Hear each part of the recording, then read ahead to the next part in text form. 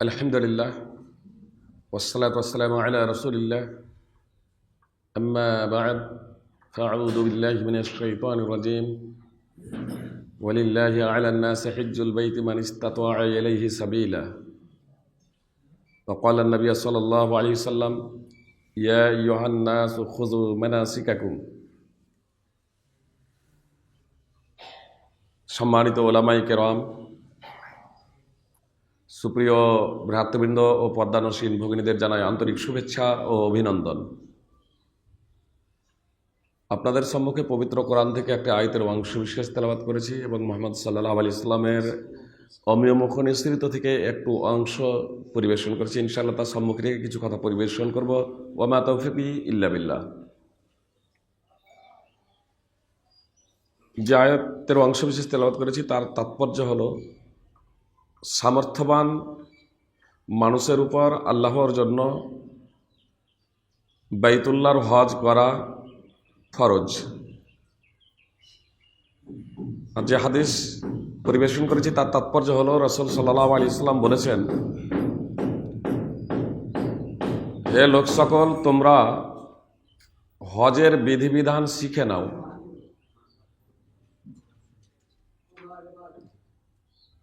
আলহামদুলিল্লাহ, অল্প স্বল্প হলেও মূলত আমরা যখন উমরা বা হজে যাই তার আগে কিছুটা ট্রেনিং নেই, কিছুটা প্রশিক্ষণ নেই। এটা শুভ লক্ষণ, এটা একটা ভালো দিক, আলহামদুলিল্লাহ। তবে আমি আপনাদের বলবো যে আমরা যেমন হজের জন্য প্রশিক্ষণ নিচ্ছি, হজের জন্য ট্রেনিং নিচ্ছি, উমরার জন্য প্রশিক্ষণ ট্রেনিং নিচ্ছি, অনুরূপভাবে যে কোনো কাজে আমরা করি না কেন তার জন্য আমাদের পূর্ব প্রস্তুতি, পূর্ব প্রশিক্ষণ এবং ট্রেনিং নেওয়াটা অপরিহার্য। ইবাদতের মধ্যে অন্যতম ইবাদত হলো সালাত, তথা নামাজ আদায় করা, সালাত প্রতিষ্ঠা করা। মুহাম্মদ সাল্লাল্লাহু আলাইহি সাল্লাম বলছেন যে একজন ব্যক্তি 60 বছর ধরে নামাজ আদায় করবে অথচ তার নামাজ কবুল হবে না। যদি সে রুকু যথার্থভাবে আদায় করে তাহলে সাজদা যথার্থভাবে আদায় করে না, পূর্ণরূপে আদায় করে না। আর যদি সাজদা পূর্ণরূপে আদায় করে তাহলে রুকু পূর্ণরূপে আদায় করে না। তো এজন্য আমাদের সমস্ত বিষয়ে ট্রেনিং এবং প্রশিক্ষণ নেওয়াটা একান্ত দরকার, একান্ত কর্তব্য। আমরা নামাজ পড়তে পড়তে কেউ 20, 30, 40, 50, 60 বছর হয়ে গেল। এই কথাটা এর সাথে হজের প্রশিক্ষণে এই কথাটা শুধু আমি আনুষঙ্গিক হিসেবে এই জন্যই নিয়ে এলাম যে আমরা 60-70 বছর ধরে নামাজ পড়ি, আমরা কোরআন এবং হাদিস পড়িনি, অধ্যয়ন করিনি। জনগণ, সিংহভাগ মানুষ কোরআন এবং সুন্নাহ অধ্যয়ন করেনি, আর নামাজেরও প্রশিক্ষণ নেইনি, নামাজেরও ট্রেনিং নেইনি। তাহলে আমরা যে নামাজগুলো পড়ছি, নামাজগুলো আদায় করছি, সেই নামাজগুলো আমাদের মুহাম্মদ সাল্লাল্লাহু আলাইহি সাল্লামের পদ্ধতিতে হচ্ছে তো? এজন্য আপনাদের যারা জনগণ আছেন তাদেরকে বলবো, অবশ্যই আপনারা ইমামদের মাধ্যমে নামাজের প্রশিক্ষণ নেবেন। এবং হয়তো আমি অবগত নই, আব্দুল হামিদ ভাই তথা গোড়াম রস মাদ্রাসার যারা কর্তৃপক্ষ এবং শিক্ষক মণ্ডলী রয়েছেন তারা হয়তো ব্যবস্থা অব্যাহত ধারায় মাঝে মাঝে রেখেছেন যে আপনাদেরকে নামাজেরও প্রশিক্ষণ দিচ্ছেন। এটা আমাদের হওয়াটা একান্ত দরকার, একান্ত কর্তব্য। যেমন পুরুষদের প্রশিক্ষণ হওয়া দরকার, আমাদের মা এবং বোনেদেরও প্রশিক্ষণ হওয়াটা একান্ত কর্তব্য। আলহামদুলিল্লাহ, আপনাদের ঘোড়ারস প্রতিষ্ঠানে আপনারা আল্লাহ তাআলার রহমতে আপনাদের ঐকান্তিক প্রচেষ্টায় মহিলা প্রতিষ্ঠানও প্রতিষ্ঠিত হয়ে গেছে, আলহামদুলিল্লাহ। এবার আমাদের বোনেদের মাধ্যমে মেয়েদের প্রশিক্ষণ আমাদের মতো গুরুত্বপূর্ণ বিষয় আপনারা দিতে সক্ষম হবেন ইনশাআল্লাহ। আজকে মূলত হজের বিষয়ে গুটি কয়েক বিষয়, মসলা মাসাইল, মানে উমরা এবং হজ কিভাবে আদায় করবেন। আমি হজের প্রসঙ্গে উমরাও এই জন্যই নিয়ে চলে এলাম যে হজ 3 শ্রেণীর। হজ্জে ইফরাদ, হজ্জে কিরান এবং হজ্জে তামাত্তু। হজ্জে কিরান হজ এবং উমরার একসাথেই নিয়াত করতে হয়। উমরা সম্পাদন করার পরে হালাল হয়ে যায় না, ইহরামের অবস্থায় থেকে হজ সম্পাদন করে তবেই আপনার হালাল হয়। অর্থাৎ এহরামের নিয়াত করার কারণে যেসব বিষয় নিষিদ্ধ হয়েছিল তা অব্যাহত ধারায় চলতে থাকে যতক্ষণ না হজ সম্পাদন করা হয়। আর হজ্জে তামাত্তু উমরা করার পরে পূর্ণরূপে সে হালাল হয়ে যায়। সাধারণভাবে জীবনযাপন করে আবার 8ই যুলহিজ্জা ইয়াউমুত তারবিয়া হজের জন্য আপন আপন স্থান থেকে ইহরাম বাঁধে। তো হজ যেহেতু 3 প্রকার, এই 2 প্রকার হজে আপনার উমরা চলে আসছে, এজন্যই উমরা কথাটাও আমি উল্লেখ করলাম। হজ এবং উমরা আমরা করতে যাই আলহামদুলিল্লাহ, এটা যাতে একমাত্র আল্লাহ তাআলার সন্তুষ্টির জন্যই হয়, এর জন্য আমাদেরকে সার্বিকভাবে নিয়তকে পরিশুদ্ধ করে নিতে হবে। তার কারণ হলো আমরা দেখেছি, আমরা যখন হজে যাই জামরাগুলোতে, জামরায়ে আকাবা প্রথম দিন, তারপরে জামরায়ে দুনিয়া, জামরায়ে উস্তা, জামরায়ে আকাবাতে যে কঙ্কর নিক্ষেপ করা হয়, ছোট ছোট পাথর নিক্ষেপ করা হয়, কেউ কেউ বড় পাথরে এমনকি চপলও ছুটতে শুরু করে দেয় যে বেটা শয়তানকে পেয়েছি। আর আমাদের পশ্চিম বাঙালিদের কাছে তো বড় শয়তান, মেজো শয়তান, ছোট শয়তান বলেই পরিচিত ওগুলো, যে শয়তানকে পেয়েছি। তো শয়তান কি সেখানে বসে আছে? শয়তান তো সেই জায়গাতে নাই, তাহলে আমরা সেগুলোই কেন ছুড়ব? আর সেগুলো তো মারবই বা কেন?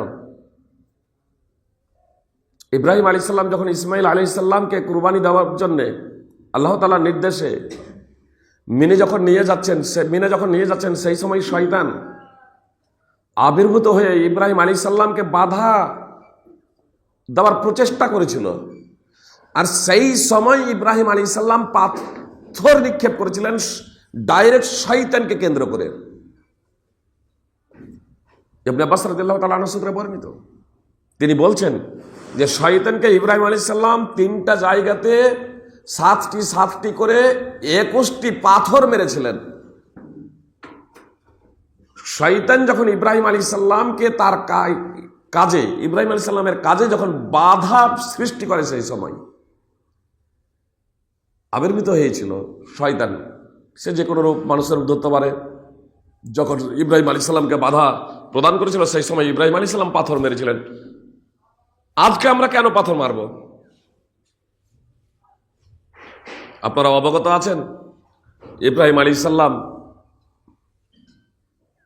শয়তানকে পাথর মারছেন, পাথর মারার পরে তার পুত্রকে সইয়াও দিচ্ছেন কুরবানি করার জন্য, জবাই করার জন্য, যেহেতু আল্লাহ তাআলা তাকে কুরবানি করতে বলেছেন, নির্দেশ দিয়েছেন। ছেলে বলছেন পিতাকে, ইয়া আবাতি ইন্নাহু লাইসা লি সাওবুন তুকাফফিনুনি ফীহি গায়রু ফাখলাহু হাত্তা তুকাফফিনানি ফী।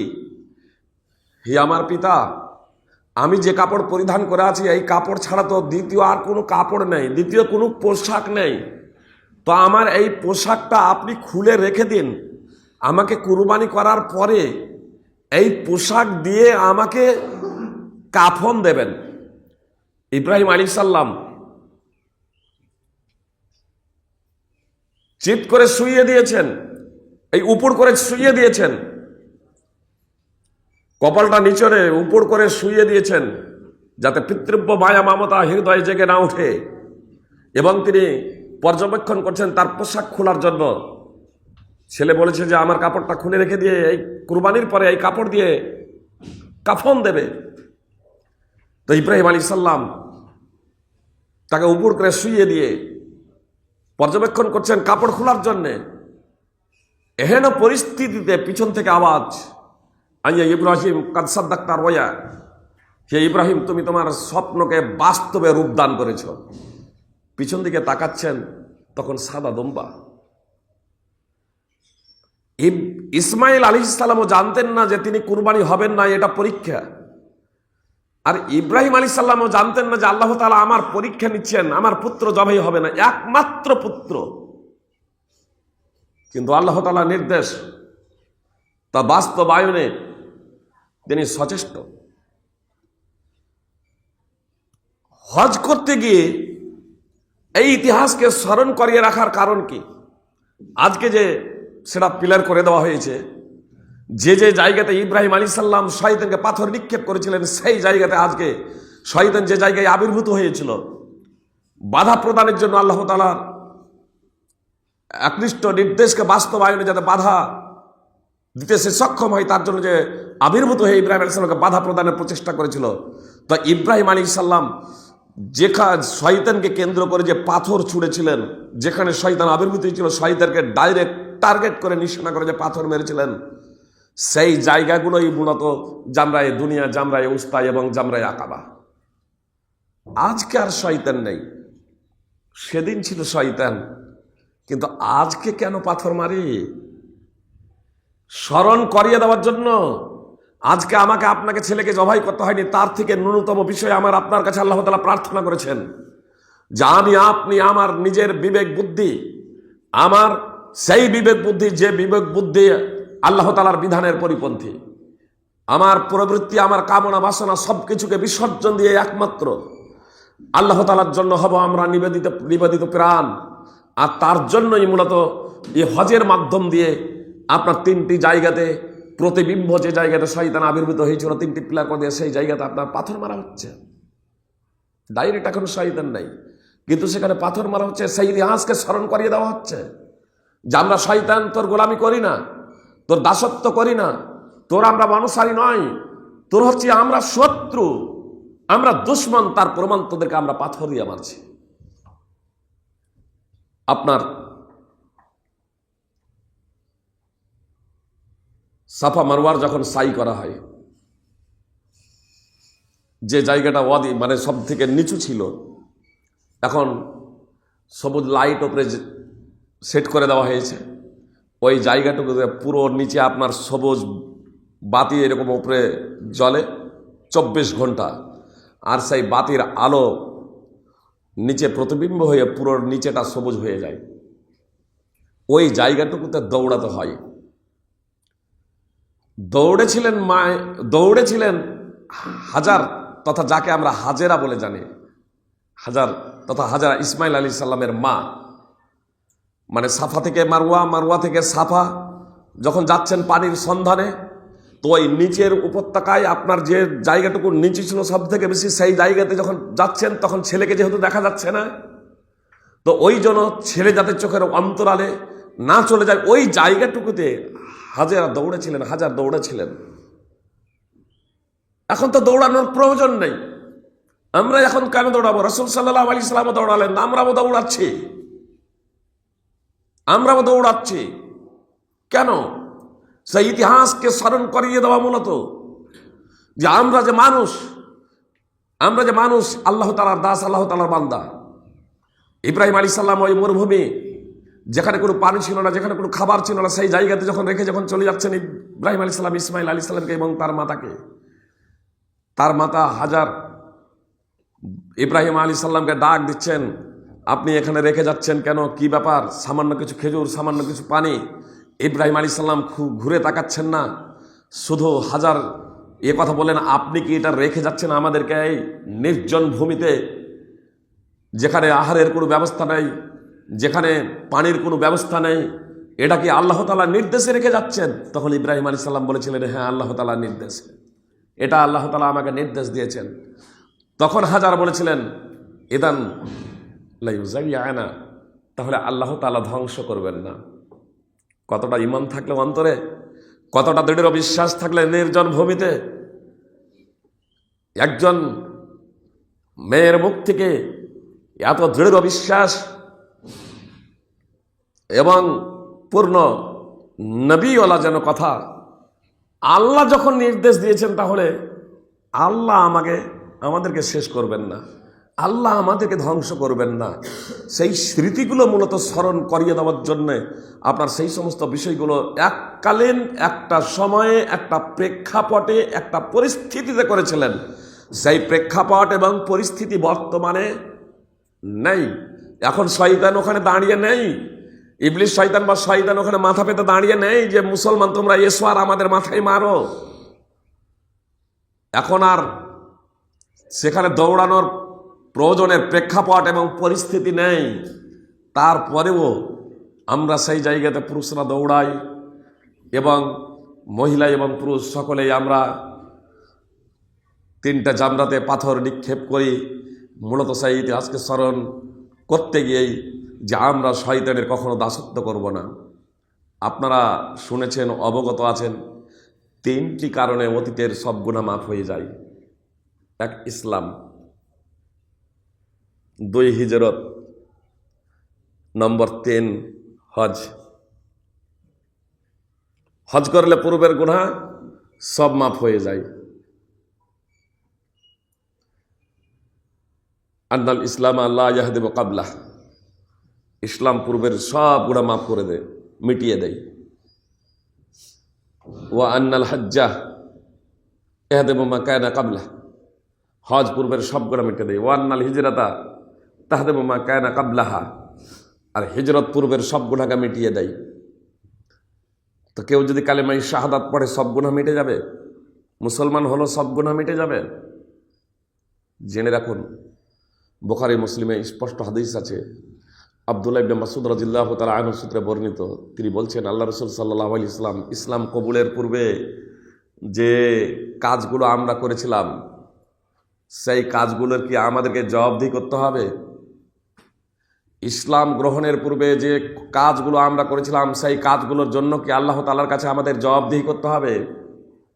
তো মুহাম্মদ সাল্লাল্লাহু আলাইহি সাল্লাম বললেন, ইসলাম কবুলের পরে যে ব্যক্তি সদাচরণ করবে, সৎ কাজ করবে, ভালো কাজ করবে, শরীয়ত সম্মত কাজ করবে, শরীয়ত অনুযায়ী জীবন পরিচালিত করবে, শরীয়ত অনুযায়ী জীবন পরিচালিত হবে, শরীয়ত অনুযায়ী জীবন পরিচালনা করবে, যারা তাদেরকে ইসলাম কবুলের আগে যে সমস্ত অপরাধ করেছে, পাপাচার করেছে, সেই সমস্ত পাপাচারের জন্য, অপরাধের জন্য, কাজের জন্য তাদেরকে জবাবদিহি করতে হবে না। এর তাৎপর্য হলো সব মাপ। আর ইসলাম কবুলের পরেও যে ব্যক্তি পাপাচার করে, ইসলাম কবুলের পরেও যে ব্যক্তি শরীয়ত বিরোধী কার্যকলাপ করে, ইসলাম কবুলের পরেও যে ব্যক্তি, তার কারণ কালেমায়ে শাহাদাত পড়েছে, কালেমায়ে শাহাদাতের মাধ্যমে সাক্ষ্য দিয়েছে আল্লাহ একমাত্র তোমারই দাসত্ব করবো, একমাত্র তোমারই বিধান মানবো, তোমারই বিধিনিষেধ অনুযায়ী চলবো। কালেমায়ে শাহাদাতের মাধ্যমে সাক্ষ্য দিয়েছে মুহাম্মদ সাল্লাল্লাহু আলাইহি ওয়াসাল্লাম আপনি আল্লাহর বান্দা, তার রাসূল, তোমার পদ্ধতি আমার একমাত্র সম্বল, তোমার পদ্ধতি অনুযায়ী আমি চলবো এবং জীবনযাপন করব, বিধান চলবে আল্লাহর, পদ্ধতি হবে একমাত্র মুহাম্মদ সাল্লাল্লাহু আলাইহি ওয়াসাল্লামের কালেমায়ে শাহাদাতের মাধ্যমে আমি যখন এই সাক্ষ্য প্রদান করলাম, সুপ্রিয় ভাই এবং বোন, তখন আমাদের সেই অনুযায়ী জীবনযাপন করা একান্ত কর্তব্য। কিন্তু এই কালেমায়ে শাহাদাতের পরে রাসূল সাল্লাল্লাহু আলাইহি ওয়াসাল্লাম বলছেন, কেউ যদি পাপাচার করে উখিযা বিল আউয়ালি ওয়াল আখির, তাহলে ইসলাম কবুলের আগে যত অপরাধ করেছিল সমস্ত অপরাধ এবং ইসলাম কবুলের পরে যত অপরাধ করেছে সমস্ত অপরাধের জবাবদিহি করতে হবে। ইসলাম কবুলের আগে যত কাজ করেছে, ইসলাম কবুলের পরে যত কাজ করেছে, সমস্ত কাজের তাকে জবাবদিহি করতে হবে। তাহলে রাসূল সাল্লাল্লাহু আলাইহি ওয়াসাল্লাম যে বললেন, আন্নাল ইসলাম ইয়াহদিমু মা কানা কাবলা, ইসলাম পূর্বের গুনাহকে মিটিয়ে দেয়, তো এই জায়গাতে তো মিটাচ্ছে না। ইসলাম কবুল করলে পূর্বের গুনাহ মিটে যায়, এটা চূড়ান্ত বাস্তব। কার? ইসলাম কবুলের পরে যে ইসলাম অনুযায়ী জীবনযাপন করেছে। কিন্তু ইসলাম কবুলের পরে পূর্ণরূপে যে ব্যক্তি ইসলামে প্রবেশ করে নাই, ভালো কাজ করে, মন্দ কাজ করে, তাহলে এর পূর্বের গুনাহ মাফ হবে না, পূর্বের গুনাহও তাকে জবাবদিহি করতে হবে। হ্যাঁ, আমাদের জীবনে পাপাচার হয়ে গেলে একাগ্রচিত্তে বিশুদ্ধ অন্তঃকরণে আমরা যদি আল্লাহ তাআলার কাছে তওবা করি এবং সেই পাপাচার থেকে বিরত থাকার সার্বিক প্রচেষ্টা করি, তাহলে আশা করা যায় ইনশাআল্লাহ আল্লাহ তাআলা ক্ষমা করবেন, সেটা স্বতন্ত্র ব্যাপার।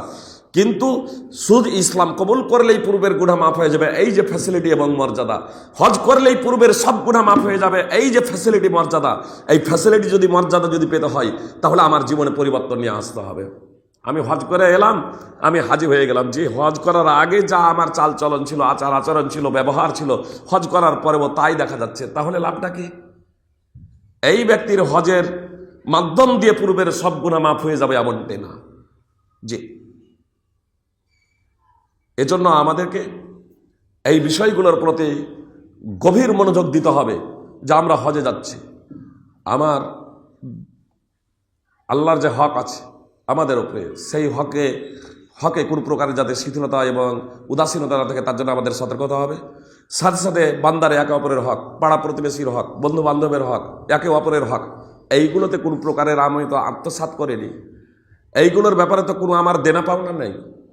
মুহাম্মদ সাল্লাল্লাহু আলাইহি সাল্লাম বলছেন, তার কোনো ভাইয়ের, কোনো ব্যক্তির, তার কোনো মুসলমানের তার কোনো ভাইয়ের যদি সম্ভ্রম অথবা কোনো যদি জুলুম যদি থেকে থাকে, কোনো যদি অধিকার থেকে থাকে, কেউ তার কোনো ভাইয়ের সম্ভ্রম হানি করেছে অথবা কোনো জুলুম করেছে, সম্ভ্রমের কারণে অথবা জুলমের কারণে কেউ যদি কোনো ভাইয়ের কাছে যদি দায়ী থেকে থাকে, মুহাম্মদ সাল্লাল্লাহু আলাইহি সাল্লাম বলছেন আজকেই যেন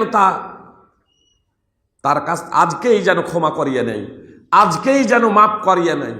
এর দুটো অর্থ, আমি যদি কারো আপনার কাছে টাকা নিয়ে আছি, আত্মসাৎ করে আছি, টাকাটা যেন ফেরত নিয়ে দিয়ে দিই, ক্ষমতা যদি না থাকে আপনার কাছ থেকে ক্ষমা চেয়ে নিই। মুহাম্মদ সাল্লাল্লাহু আলাইহি ওয়াসাল্লাম বলছেন সেই সময় আসার আগে, যখন দিনার দিরহাম থাকবে না, স্বর্ণ মুদ্রা থাকবে না, তখন নেকি কেটে দেওয়া হবে, নেকি কেটে দেওয়া হবে।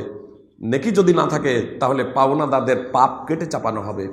সহিহ বুখারীর হাদিস, সহিহ মুসলিম এবং তিরমিজিতে রয়েছে যে পাওনাদারদের একসময় পাপও শেষ হয়ে যাবে, ওদের পাপ কেটে দিতে দিতে, এ নামাজি, রোজাদার এবং জাকাতদাতার জন্যে, জাকাতদাতার নেকি শেষ হয়ে যাবে। বান্দার হক আত্মসাৎ করার জন্য এর নেকি শেষ হয়ে যাবে। এক সময় পাপগুলো পাওনাদারদের কেটে কেটে যতটা পরিমাণে তারা পাবে সেই পরিমাণে পাপ কেটে চাপানো হবে। সুম্মা তুরিহা ফিদ্দার, তারপর টানতে টানতে জাহান্নামে নিক্ষেপ করে দেওয়া হবে। সুপ্রিয় ভাতৃবৃন্দ ও ভগ্নীগণ, এই জন্য আপনাদেরকে আমি বলবো যে হজে যাচ্ছেন, আল্লাহ তাআলা হজ করার তৌফিক দান করেছেন।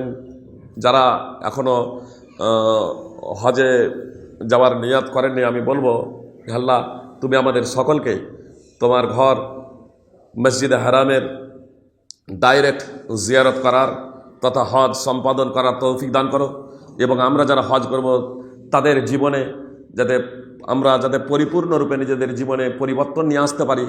হজ যে পূর্বের গুনাহকে মাফ করে দেয়, সেই ফ্যাসিলিটি এবং মর্যাদা লাভ করতে যাতে আমরা সক্ষম হই, তার জন্য যাবার আগে আমাদের যা কিছু করা দরকার সেই সমস্ত কাজ তোমার রহমতে, নিজ রহমতে আমাদের দ্বারা তুমি করিয়ে নাও, আমাদের করার তৌফিক এবং ক্ষমতা প্রদান করো, যার মাধ্যমে আমরা খুব সহজে তা সম্পাদন করতে সক্ষম হব।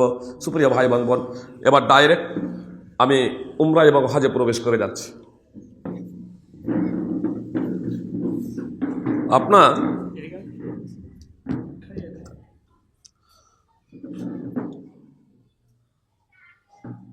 হজ হচ্ছে তিন প্রকার, আমি বললাম হজ্জে ইফরাদ, হজ্জে কিরান এবং হজ্জে তামাত্তু। আমি আপনাদেরকে বলবো যে সবাই হজ্জে তামাত্তুর নিয়াত করবেন। এর কারণ হলো মুহাম্মদ সাল্লাল্লাহু আলাইহি সাল্লাম যখন বিদায় হজ করার জন্য যান, তো মুহাম্মদ সাল্লাল্লাহু আলাইহি সাল্লাম সাথে পশু নিয়েছিলেন, হজ্জে কেরানের নিয়াত করেছিলেন, উমরা এবং হজ একসাথে সম্পাদন করার। অনেক সাহাবাই কেরামও এই নিয়াত করেছিলেন। নবী সাল্লাল্লাহু আলাইহি সাল্লাম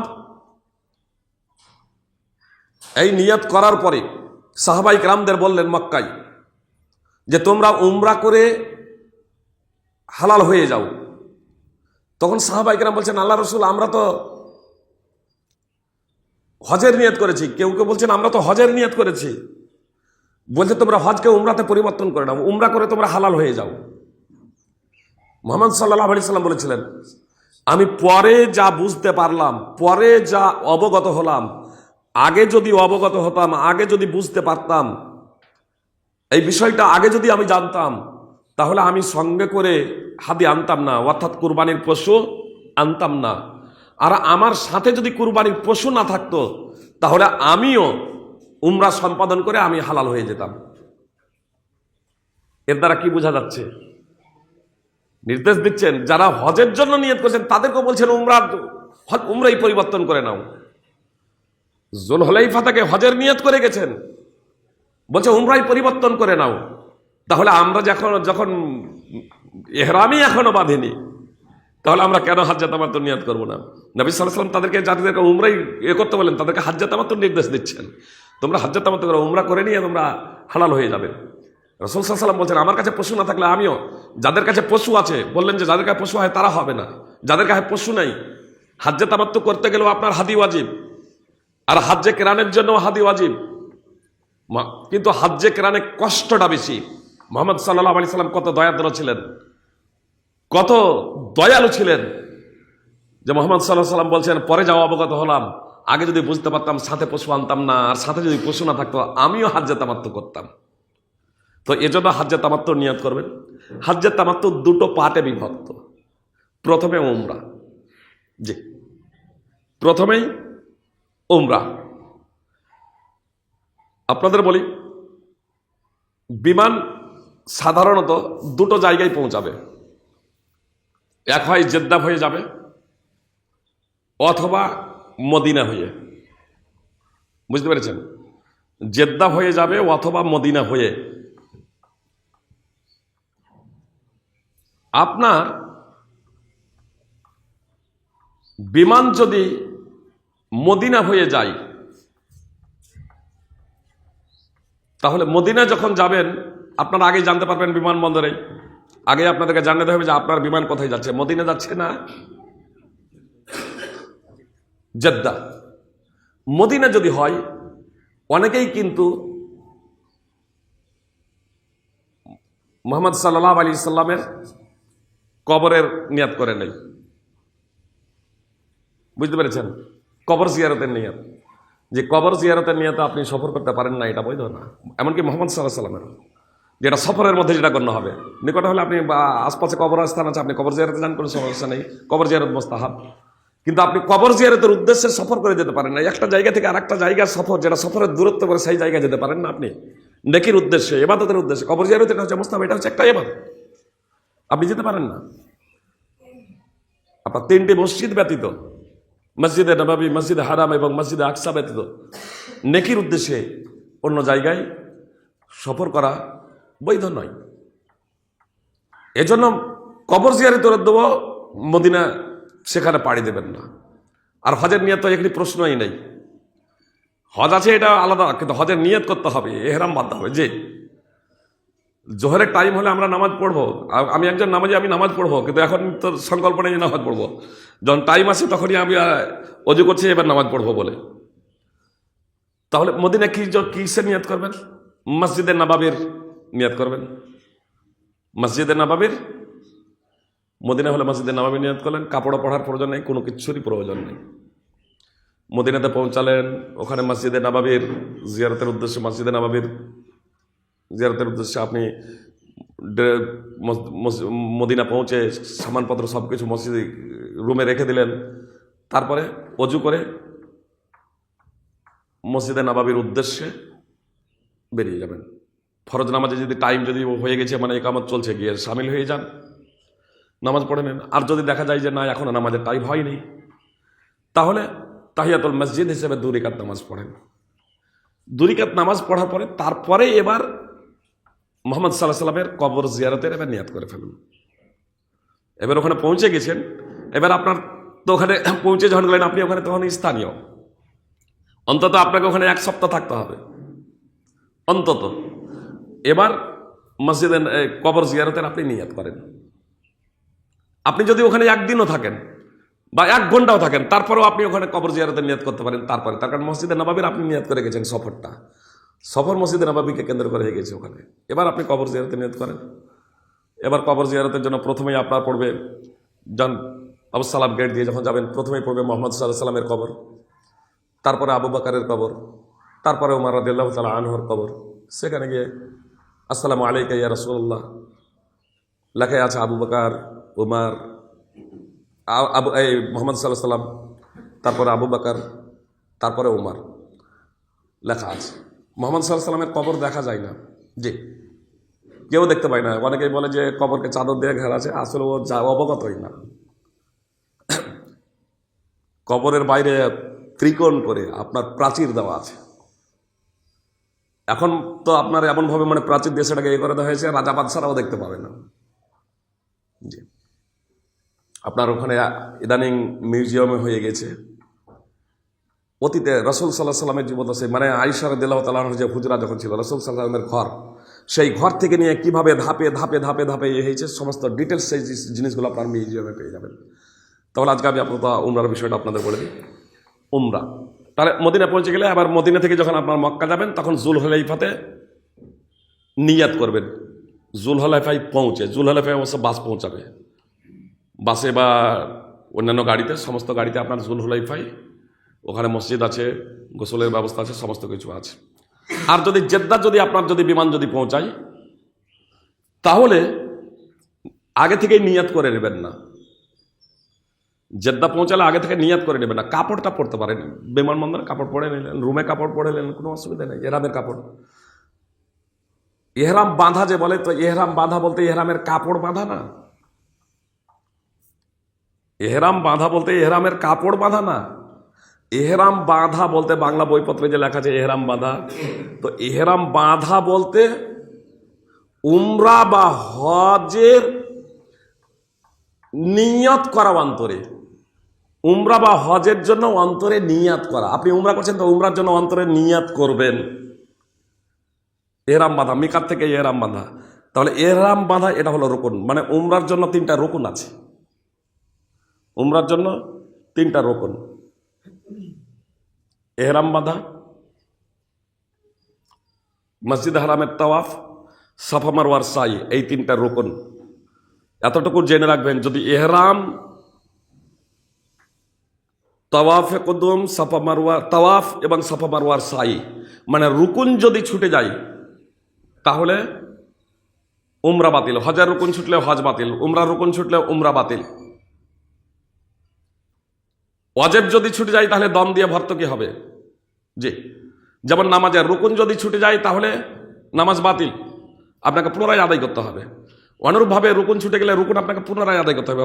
ওয়াজিব ছুটে গেলে সহসিদ্ধার মাধ্যমে সেটা দূর হয়ে যাবে। অনুরূপভাবে উমরার 2টি ওয়াজিব আছে, হজের 7টি ওয়াজিব আছে, হজের 4টি রুকুন আছে, উমরার 3টি রুকুন আছে। প্রথমত উমরার বিষয়টা বলে দিই। উমরার 3টি রুকুন: 1 এহরাম বাঁধা, 2 মসজিদ হারামের তাওয়াফ করা 7 চক্কর, নম্বর 3 সাফা মারওয়ার সাই করা। এই 3টা হলো রুকুন। সাফা থেকে মারওয়ায় 1 চক্কর, সাফা থেকে মারওয়ায় 1 চক্কর, এইভাবে 7 চক্কর। মারওয়া থেকে আবার সাফা 1 চক্কর, সাফা থেকে মারওয়াইলে 1 চক্কর, মারওয়া থেকে সাফা গেলে 2 চক্কর। সাফাতে শেষ, মারওয়াতে, এই সাফাতে শুরু, মারওয়াতে শেষ, 7 চক্কর। আর 2টো হলো ওয়াজিব, মিকাত থেকে এহরাম বাঁধা। এহরাম বাঁধাটা হলো মানে উমরার নিয়াত করাটা হলো রুকুন, আর মিকাত থেকে এহরাম বাঁধাটা হলো ওয়াজিব। আর চুল নেড়া, মাথা নেড়া করা অথবা চুল ছোট করা, এটা হলো ওয়াজিব। উমরাতে মোট 5টি কাজ। আপনার মসজিদে হারামে পৌঁছে 2টি রুকুন, 1টি ওয়াজিব।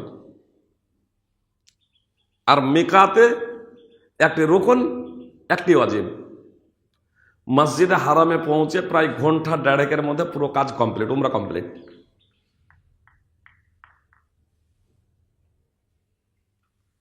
হজে যাওয়ার আগে এই উমরার বিষয়টা অনেক সময় বিমানবন্দরে কাপড় পরাই। আমরা আহলে হাদিসগুলো দেখেছি, এহরামের কাপড় তাহলে কিভাবে পরতে হবে পড়িয়ে নেই। সুপ্রিয় ভাই এবং বোন, কোনো প্রয়োজন ছিল না, তারপর কাপড় যেহেতু উপস্থিত আছে আমি আপনাদের দেখিয়ে দিচ্ছি।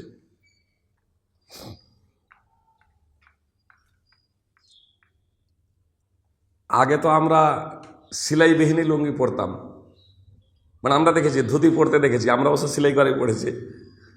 ধুতি তো আমরা অনেকেই পড়েছি না পড়েনি? আরে ধুতিও ছেড়ে দিলাম, আমরা যে গোসল করি তো তলিয়া বা গামছা পড়ি না?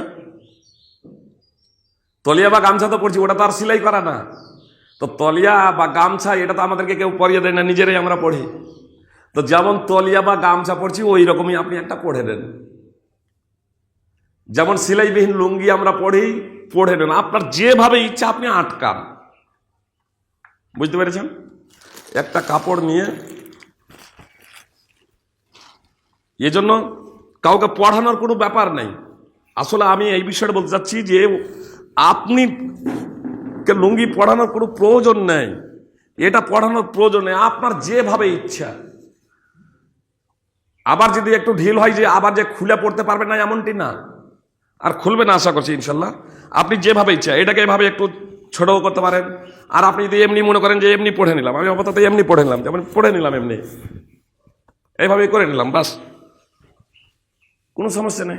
আপনার যেভাবে ইচ্ছা সেভাবে আপনি বুঝলেন। তো এটা কি পড়ানোর জন্য এইটা হলো না, ওই হলো না, ও পড়াতে গিয়েই দেখা যাচ্ছে 5 মিনিট লাগছে, কয়েক সেকেন্ডের কাজ। ও যারা পড়াবে পড়াতে হবে না, আমরা নিজেরা পড়তে পারবো। এক কথায় যেভাবে এর জন্য যে সেপারেট কোনো পদ্ধতি আছে এমন কোনো না, আপনার যেভাবে ইচ্ছা আপনি সেভাবে পড়েন। আর এটা পড়ার জন্য এটা হচ্ছে একটা চাদর, এটাও পড়ার জন্য আমরা তো শাল দৈনিক গায়ে দিচ্ছি, শাল তো গায়ে দিচ্ছি, তাহলে সমস্যা কি? শাল গায়ে দিচ্ছি, চাদর গায়ে দিচ্ছি, আমার যেভাবে ইচ্ছা আমি পড়লাম, বা আমি এইভাবেই থাকলাম, কোনো সমস্যা নেই, বা এইভাবে পড়লাম, আপাতত পড়ে থাকলাম, কোনো সমস্যা নেই। আপনার যেভাবে সুবিধা হয় ওপরে একটা পড়ে নেন, যেভাবে সুবিধা হয় নিচে একটা পড়ে নেন। বুঝতে পেরেছেন? কোনো সমস্যা নেই, এটা কাউকে পড়ানোর কোনো প্রয়োজন নেই। কিভাবে গিট দেবো না দেবো, আর আপনার যেভাবে সুবিধা আপনি সেইভাবে করেন। পুরুষেরা সেলাই করা পোশাক পরবেন না, আমার মা বোনেরা ওদের পোশাকই পরবেন, অত্যন্ত রংচঙ্গা সৌন্দর্যমণ্ডিত, এগুলো পরা থেকে বিরত থাকবেন। সাধারণ নর্মাল পোশাক তারা পরবেন, তবে তারা হাত মোজা পরবেন না, নেকাব পরবেন না। এর অর্থ এই নয় যে তারা মানে মুখ ঢাকতে পাবে না, মানে চাদর দিয়ে, যেমন আগেকার আমাদের মা এবং বোনেরা আগেকার তারা চাদর পরতো, শাড়ির ওপরে চাদর পরতো, কিন্তু তাদের মুখ দেখা যেত না। বুঝতে পেরেছেন? তাহলে বড় চাদর দিয়ে সেটাকে আড়াল করা যাবে, একবার যাতে মুখে ঠেকে না থাকে। হাত মোজা পরা যাবে না, তবে যে চাদর পরা আছে সেই চাদর দিয়ে হাত ঢাকা যাবে, কোনো সমস্যা নেই। তাহলে বিমান যদি আপনার মক্কা যায়, এই জেদ্দা, প্রথমে জেদ্দা যায়, তাহলে কি করবেন? বিমান যদি জেদ্দা যায়, ডাইরেক্ট আপনার এখান থেকে মনে করেন কলকাতা থেকে ডাইরেক্ট বিমান জেদ্দা যাচ্ছে, যদি ভাইয়া যদি বোম্বে বা দিল্লি যদি করে, তাহলে এখানেও কাপড় পরার কোনো প্রয়োজন নেই, বোম্বে বা দিল্লিতেই যদি হয়ে থাকে। আর যদি দেখা যায় যে না ডাইরেক্ট জেদ্দা হচ্ছে বিমান, তাহলে এহরামের কাপড়টা পরিধান করতে পারেন আপনার রুমেই অথবা বিমানবন্দরে আপনি পরে নিতে পারেন, কোনো সমস্যা নেই। জি, পড়তে পারেন, কোনো সমস্যা নেই। তাহলে কাপড়টা পরবেন, কিন্তু এহরামের নিয়াত করবেন না। নিয়াত করবেন কখন? যখন মিকাত আসবে। আপনার প্রত্যেকটা বিমানে জেদ্দা এবং মদিনা, যে বিমান মদিনা ক্ষেত্রে নয়, মানে জেদ্দার ক্ষেত্রে মানে জেদ্দাতে পৌঁছানোর আগেই যেহেতু মিকাত পড়ে যায়, আর মদিনার ক্ষেত্রে যেহেতু মদিনাতে নেমে মিকাত পার হতে হয়, এই জন্য মদিনা যে বিমান যাবে সেই বিমানে কখনো ওয়ার্নিং দিবে না যে মিকাত আসছে।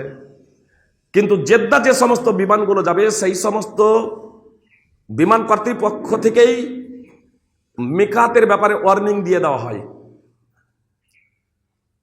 আপসে যারা থাকবেন একে অপরকে বলে রাখবেন, মোটামুটি ঘন্টাখানিক আগেই জানতে পারবেন যে কতক্ষণের বিমান নামবে। বুঝতে পেরেছেন?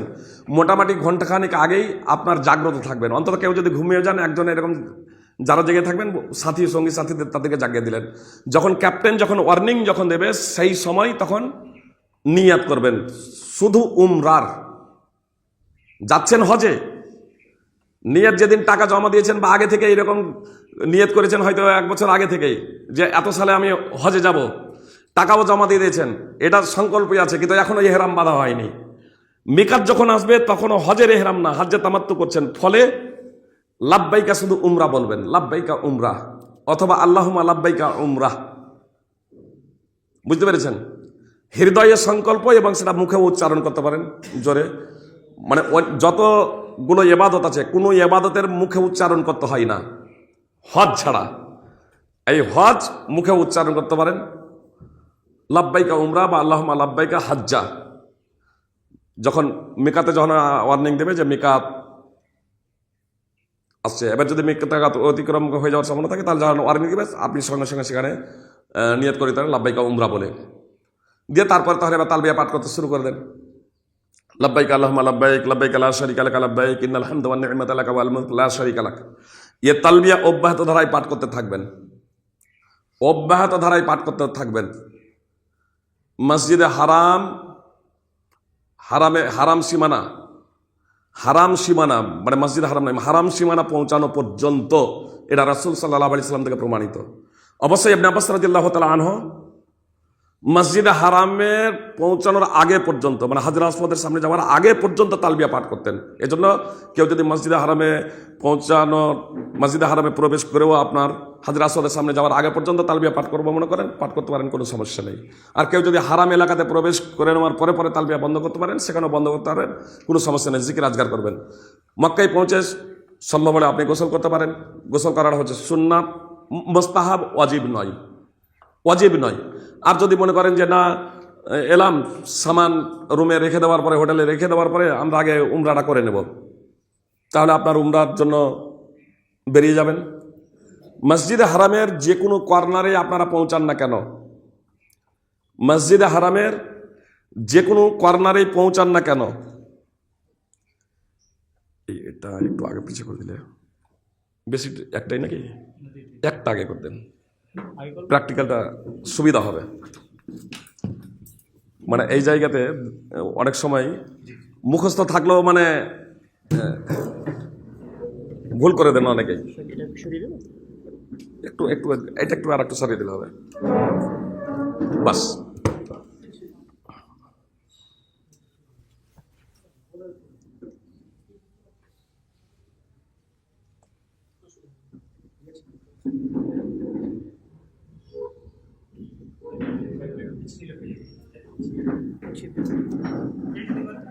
থাক, যে একটু আগে পিছু হয়ে গেলে হবে, এইটুকু বাস। মনে করুন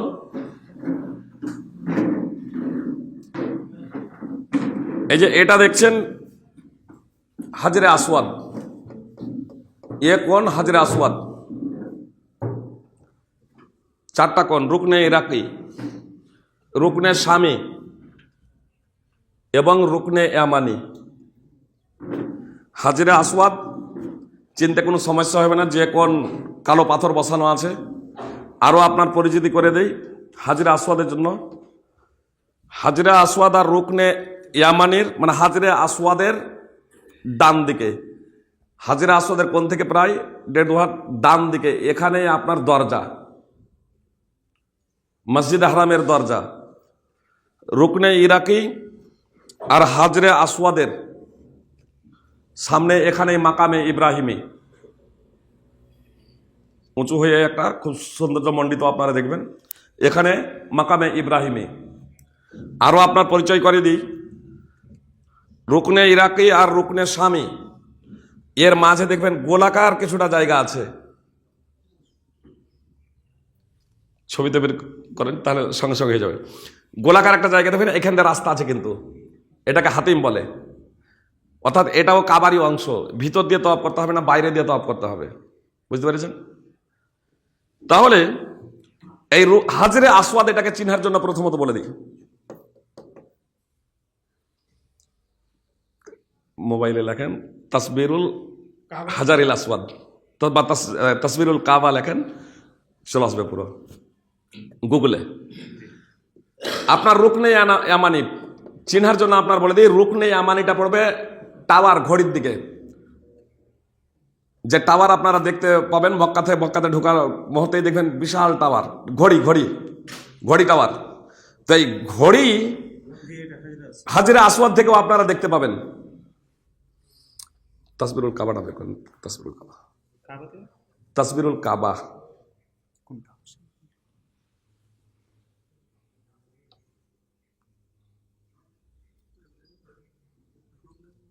এর মধ্যে দেখবেন সেই যে একটা করা আছে বইয়ের মধ্যে, এটা দেখাতে পারেন, এতে সবই আছে,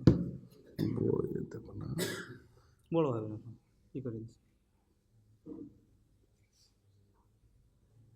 ছবি দিয়ে দিচ্ছি।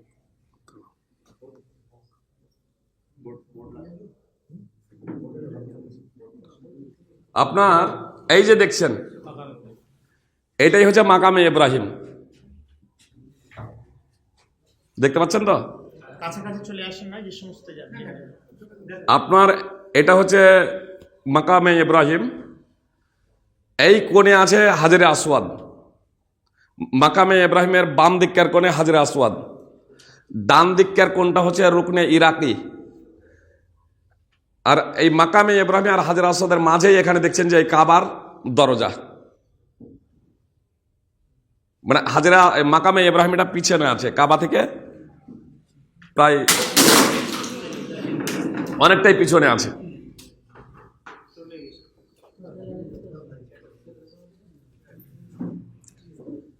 তো আরো আপনাকে পরিচয় করিয়ে দিই।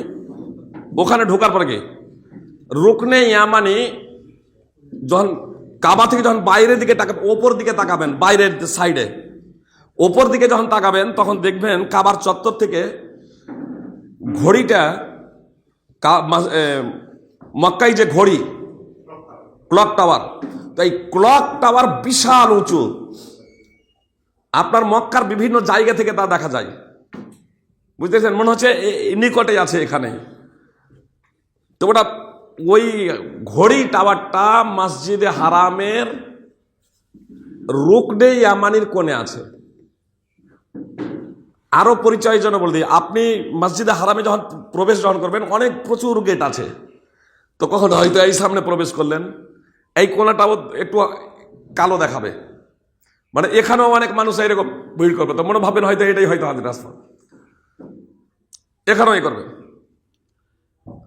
বা ওই কোণাতেও আপনি প্রবেশ করতে পারেন, বা এই কোণাতেও প্রবেশ করতে পারেন যখন ভিতরে প্রবেশ করেন, মানে অনেকেই করে আর করবে, এটা তো জানছেন না বাইরে থেকে। তাহলে বিভিন্ন কোণে যখন আপনি প্রবেশ করে যাচ্ছেন, আপনি স্টার্ট কোথা থেকে করবেন? তওয়াফ শুরু করবেন প্রথমত মসজিদে হারামে গিয়ে, তখন সুন্নাত না, আপনি যেহেতু উমরার নিয়ত করেছেন, যদি দেখা যায় যে যখন আপনি মসজিদে হারামে প্রবেশ করছেন তখন নামাজ শুরু হচ্ছে, একামত দিচ্ছে বা নামাজ চলছে, আপনি নামাজে শামিল হয়ে যান, নামাজ শেষ হয়ে যাবে, এবার আপনি হাজরে আসওয়াদের কোণ আসবেন, কিন্তু এসে পৌঁছে গেছেন প্রথমত এই জায়গাতে রুকনে ইরাকিতে। তো রুকনে ইরাকিতে যদি পৌঁছে যান, তাহলে রুকনে ইরাকিতে পৌঁছে আপনি এই দিকে আসবেন না, যে কোনটা তো হাজরে আসওয়াদের এখানে আছে। হাজরে আসওয়াদের কোন চিনার জন্য যে কোনো জায়গাতে আপনি দাঁড়ান না কেন, ওপরে যে লাইট আছে, শুধু হাজরে আসওয়াদের কোণে আপনার সবুজ লাইট আছে, সবুজ লাইটটা হাজরা আসওয়াদের কোণে, যে কোণে যে দিকে সবুজ লাইট জ্বলছে আপনি সেই কোণে প্রথমে চলে যান।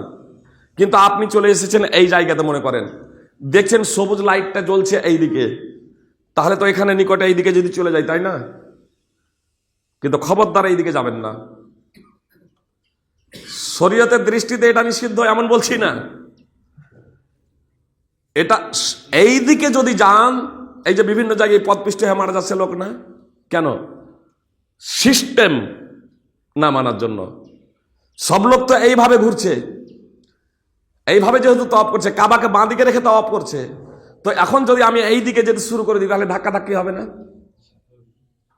পড়ে মারা যাবে। এজন্য এই দিকে না, আমি যদি এখানেও যে থাকে এই দিকে পিছনে যাব না, আমি এই দিকে রান করতে শুরু করব, তখন আপনি কিন্তু আমার এই যে ওপরকার চাদর সাধারণভাবেই আছে, এইরকম ভাবে, বুঝতে পেরেছেন? এইরকম ভাবে আমি সাধারণভাবে ঘুরতে ঘুরতে ওই দিকে চলে যাব, পুরো ওই দিকে গিয়ে ঘুরে এসে এইদিকে সাধারণভাবে আমি চলে আসবো, কোনো কিছু নাই। সাধারণভাবে জিকির আজকার যেমন করছিলাম এমনি সাধারণভাবে জিকির আজকার করতে থাকবো। সাধারণভাবে যখন আমি এই লাইটের সামনে যখন চলে এলাম, তখন এবার আগে দাঁড়াবো, বুঝতে পেরেছেন? আগে না, আগে দাঁড়াবো, দাঁড়ানোর পরে এবার ইজতেবা করব। ইজতেবা বলা হয় বগলের তল দিয়ে এটাকে নেওয়াকে, এইভাবে নিয়ে বাম কাঁধের এটাকে রেখে দেবো। এটা হলো ইজতেবা হয়ে গেল। এটা করে নেওয়ার পরে এবার আল্লাহু আকবার। সাহাবী থেকে বর্ণিত আছে বিসমিল্লাহ, রাসূল সাল্লাল্লাহু আলাইহি ওয়াসাল্লাম থেকে শুধু আল্লাহু আকবার। এই জন্য শুধু আল্লাহু আকবার বলাটাই উত্তম। কেউ যদি বিসমিল্লাহ বলতে পারেন, বিসমিল্লাহ আল্লাহু আকবার। বুঝতে পেরেছেন? কাবাকে দেখার পরে অনেক রকমের এরকম দোয়া বর্ণিত আছে, দোয়াগুলো সঠিক নয়। বুঝতে পেরেছেন? আল্লাহুম্মা ঈমানাম বিকা, শুধু এতটুকু ছোট্ট, ওয়া তাসদিকাম বিকিতাবিকা, এতটুকু সহি, বাকিগুলো কোনো বিশুদ্ধ সূত্রে প্রমাণিত নয়। এজন্য অতটুকু বলতে পারেন, কথা বলতে পারেন, আর না হলে শুধু এই বিসমিল্লাহ এখানে দাঁড়ানোর পরে ইজতেবা করার পরে, কিন্তু আর নয় আল্লাহু আকবার অথবা বিসমিল্লাহ আল্লাহু আকবার। আল্লাহু আকবার বলাটাই হচ্ছে সুন্নাহ। আল্লাহু আকবার। এবার স্পর্শ যদি করতে পারেন, চুম্বন দিতে পারেন চুম্বন, না হলে হাত দিয়ে যদি ছুঁতে পারেন তাহলে সেটাকে চুম্বন। হাত দিয়েও যদি ছুঁতে পারেন তাহলে শুধু আল্লাহু আকবার বলে ইশারা দিয়ে তারপরে এবার শুরু করবেন তাওয়াফ। মার্কেটে বহু বইপত্র পাওয়া যায়, সেই সমস্ত বইয়ে 7টা চক্করের জন্য 7 রকমের দোয়া লেখা আছে। জৈব জালও নয়, একেবারে ভিত্তিহীন। এগুলো সব মানুষের তৈরি করা, সালাফ থেকেও প্রমাণিত না, সাহাবা তাবিন তাবা তাবিন থেকেও না। এসব মানুষের তৈরি করা, এগুলো পড়বেন না। আপনার সাধারণভাবে জিকির আজকার নির্ধারণ না করে আপনি পাঠ করতে থাকবেন, গল্প গুজব না করে আপনি জিকির আজকার লা ইলাহা ইল্লাল্লাহ সুবহানাল্লাহ আলহামদুলিল্লাহ আল্লাহু আকবার আপনি যা ইচ্ছা আপনি পাঠ করবেন, যত ইচ্ছা পাঠ করবেন। নির্ধারিত করে নেবেন না যে এতটা এখানে পাঠ করবো এবং করবো। আনলিমিটেড যত ইচ্ছা আপনি পাঠ করবেন। ঘুরছেন আপনি সাধারণভাবে চলবেন। এগুলোকে স্পর্শ করা এটা সুন্নাহ নয়, কোনটাকে স্পর্শ করা সুন্নাহ নয়। বুঝতে পেরেছেন? শুধু এটাকে আল্লাহু আকবার বলে স্পর্শ না করতে, চুম্বন না দিতে পারলে স্পর্শ করে হাতে বা কোনো কিছু দিয়ে স্পর্শ, সেটাকে চুম্বন, সেটাও যদি সম্ভব না হয় শুধু আল্লাহু আকবার বলে ইশারা। ওগুলোকে আর ইশারাও নয়। এই কোণে যদি আসেন, এটাকে যদি ইস্তেলাম করতে পারেন, স্পর্শ করতে পারেন, শুধু স্পর্শ, চুম্বন নয়। এখানে আল্লাহু আকবারও বলবেন না, ওগুলাতে তো কোনো কিছুই ছিল না। আপনি জিকির আজকার যা করবেন করবেন, এই জায়গাতে এসে স্পর্শ করার সময় আল্লাহু আকবার বলবেন না, যেমন হাজরা আসওয়াদকে স্পর্শ করার সময় আল্লাহু আকবার বলেছিলেন। বুঝতে পেরেছেন? এখানে আল্লাহু আকবারও না। আর যদি স্পর্শ করা সম্ভব না হয়, চুম্বন তো নয়, স্পর্শ শুধু, স্পর্শ যদি করেন তাহলে আল্লাহু আকবার নয়, শুধু স্পর্শ। যদি শুধু স্পর্শ সম্ভব না হয় তাহলে ইশারাও নয়। রুকনে ইয়ামানিতে এসে ইশারাও নয়। তাহলে চুম্বন বা স্পর্শ এবং ইশারা কোথায় ছিল? হাজরা আসওয়াদে। আল্লাহু আকবার ছিল হাজরা আসওয়াদে, আর শুধু স্পর্শ ছিল রুকনে ইয়ামানিতে। রুকনে ইয়ামানিতে কিন্তু যদি স্পর্শ করা সম্ভব না হয় তাহলে আর কোনো কিছু নাই। স্পর্শ হলেও আল্লাহু আকবার নয়। অবশ্য রুকনে ইয়ামানি থেকে হাজরে আসওয়াদ পর্যন্ত যতবার সম্ভব প্রত্যেক চক্করে পড়বেন রব্বানা আতিনা ফিদ দুনিয়া হাসানাতাও ওয়া ফিল আখিরাতি হাসানাতাও ওয়া কিনা আযাবান নার। যতবার হয় এইটুকুতে পড়তেই থাকবেন একাধিকবার, যতক্ষণ এই হাজরে আসওয়াদ এই অবধি পৌঁছাচ্ছেন। বুঝতে পেরেছেন? প্রথম 3 চক্কর যখন দেবেন, হাজরা আসওয়াদে যখন আসবেন তখন 1 চক্কর হবে, কিন্তু প্রথম যে 3 চক্করটা হবে, এই 3 চক্করে আপনার রামল হবে। রামলের অর্থ হলো ছোট ছোট পদক্ষেপে দ্রুত চলা। ছোট ছোট পদক্ষেপে দ্রুত চলা। এখন আপনার সাথে যদি মহিলা থাকে, মহিলারা নর্মালি করবে, আপনার সাথে যদি মহিলা যদি থাকে, তাদেরকে সঙ্গ নেওয়ার জন্য আপনি সাধারণ চাল চালতে পারেন, কোনো সমস্যা নেই। আর না হলে পুরুষরা এখানে রামল করবেন। বুঝতে পেরেছেন? ছোট ছোট পদক্ষেপে দ্রুত চলবেন, ছোট ছোট পদক্ষেপে দ্রুত চলবেন প্রথম 3 চক্করে। যদি প্রথম 3 চক্করের মধ্যে কোনো চক্করে ভুলে যান তাহলে এগুলো পরের চক্করগুলোতে নিয়ে যাবেন না। মানে প্রথম 3 চক্কর হবে রামল, আর পরের 4 চক্কর হবে সাধারণ চাল, সাধারণভাবে হাঁটবেন। প্রথমে কোনো চক্করে যদি রামল ভুলে গেছেন তাহলে আপনি এটা মনে করবেন না যে তাহলে শেষে তো 4 চক্কর হয়তো ওইদিকে একটা মেরে দিই, মানে এইদিকে তো আপনার একটাতে ভুল হয়েছে, আবার দ্বিতীয়তে আবার ইচ্ছাকৃত ভুল করছেন, এজন্য ওটা করবেন না। বুঝতে পেরেছেন? এটা যেহেতু সুন্নাত ছিল রামালটা, রাম ছুটে গেলে এর জন্য কোনো গুনাহ হবে না, এর জন্য কোনো পাপ হবে না, বুঝতে পেরেছেন? তো হয়ে যাবে ইনশাআল্লাহ। তো প্রথম 3 চক্করে রামাল করবেন এবং পরের 4 চক্করে আপনার সাধারণভাবে চলবেন। হাজরা আসওয়াদের সামনে যতবার আসবেন আল্লাহু আকবার, বুঝতে পেরেছেন? তাহলে আল্লাহু আকবার বলে স্টার্ট করেছিলাম, 7 চক্কর যখন হয়ে যাবে এই জায়গাতে অনেকেই মিস্টেক করে দেয়, আবার আল্লাহু আকবার বলে দেয়। এখানে যেহেতু আপনার 7 চক্কর শেষ আর তওয়াফ শেষ, 7 চক্করের সাথে সাথে আপনার তওয়াফ শেষ, এবার এই 7ম বারের পরে কিন্তু আপনি আল্লাহু আকবার বলবেন না। 7ম বার যখন শেষ হয়ে যাচ্ছে, তখন এবার আপনি মাকামে ইব্রাহিমের দিকে, সামনেই মাকামে ইব্রাহিমের দিকে এবার আপনি এগিয়ে যাবেন। ওয়াত্তাখিযু মিন মাকামে ইব্রাহিম মুসাল্লা, এটা বলতে বলতে বিভিন্ন বইয়ে লেখা আছে, আপনারা দেখবেন ওয়াত্তাখিযু মিন মাকামে ইব্রাহিম মুসাল্লা বলতে বলতে ওই দিকে এগিয়ে যাবেন। তারপরে আপনার যদি সম্ভব হয়, অবশ্য সম্ভব না, সাধারণভাবে যেন আরও এটা বলছি না, আপনার মুলতাজাম হাজরে আসওয়াদ এবং মসজিদ হারামের দরজার মাঝে আপনার ওইটুকুতে বুক জড়িয়ে ধরে এরকম আল্লাহ তাআলার কাছে একাগ্র চিত্তে কাকতে মিলিত করে প্রার্থনা করা সবারই পক্ষে সম্ভব না, করলে করবেন, না হলে কোনো সমস্যাই নেই, বুঝতে পেরেছেন? হাজরে আসওয়াদের দিকে চলে এলেন এই 7 চক্করের পরে, ওয়াত্তাখিযু মিন মাকামে ইব্রাহিম। আর এটা ওই তওয়াফের সাথে এর সাথে সংশ্লিষ্ট না, এটা যে কোনো মুহূর্তে যে কোনো সময় আপনি করতে পারেন, ওই জড়িয়ে ধরে আল্লাহ তাআলার কাছে প্রার্থনা করে না। ওয়াত্তাখিযু মিন মাকামে ইব্রাহিম মুসাল্লা বলে আপনি হাজরা মাকামে ইব্রাহিমের দিকে এগিয়ে গেলেন। ওর পিছন দিকে যদি জায়গা খালি থাকে, তাহলে ওর পিছন দিকে একবারে নিকটে না, ওখানে নামাজ পড়া যাবে না, সবসময় চক্কর দিচ্ছে। আপনার মাতাপের যেটা মূল যেটা জায়গা, ওই জায়গা ছেড়ে দিয়ে পিছন দিকে ঘেরাও থাকে কিছুটা, ওই জায়গায় যদি জায়গা খালি থাকে ওখানে 2 রাকাত নামাজ পড়ে নিন। যদি জায়গা ওখানে না পান, তাহলে মসজিদে হারামের যে কোনো জায়গাতে আপনি 2 রাকাত নামাজ পড়বেন। সূরা ফাতিহার পরে সূরা কাফিরুন প্রথম রাকাতে, দ্বিতীয় রাকাতে সূরা ফাতিহার পরে সূরা ইখলাস, এটা হচ্ছে সুন্নাহ। সূরা ফাতিহার পরে অন্য সূরাও আপনারা পড়তে পারেন। এবার তারপরে 2 রাকাত নামাজ পড়ে নেওয়ার পরে জমজমের পানি পান করেন। পানি পান করবেন, কিছুটা পানি মাথায় গড়িয়ে দিবেন, এতটা গড়াবেন না যে আবার পানি পড়ে গিয়ে স্লিপ করবে, হালকা মাথায় নিয়ে সেটা মাথায় হাতটা একটু বুলিয়ে দিলেন, পানি পান করলেন, আপনি জীবনে পানি পান করলেন, কোনো সমস্যা নেই, হালকা একটু পানি মাথায় গড়িয়ে দিলেন, দিয়ে রাসূল সাল্লাল্লাহু আলাইহি ওয়াসাল্লাম আবার কিন্তু হাজরে আসওয়াদের কাছে গিয়েছিলেন। ইমাম ইবনে উসাইমিন রাহিমাহুল্লাহ বলছেন যে যদি হাজরে আসওয়াদকে চুম্বন করা যদি সম্ভব যদি হয়, তাহলে ওই দিকে যাবে, না হলে ওখানে যাওয়ার কোনো প্রয়োজন নেই। চুম্বন দেওয়া সাধারণত অসম্ভব, তাহলে আর ওখানে যাওয়ার প্রয়োজন নেই। আপনারা এবার যেখানে নামাজে এরকম পড়লেন, যেদিকে আছে আপনার হাজরে মাকামে ইব্রাহিমে ছিল, তো মাকামে ইব্রাহিমের পিছন দিক দিয়ে এবার এই দিকে চলে যাবেন, আপনার রুকনে ইয়ামানি আর এই হাজরে আসওয়াদের এই কোণ দিয়ে, বাইরে সাইড দিয়েই, মানে মসজিদের বাইরে না, যেখানে নামাজ পড়লেন তার পিছন দিক দিয়ে আপনার বাবে সাফা দিয়ে আপনি এতে চলে যাবেন সাই করার জন্য।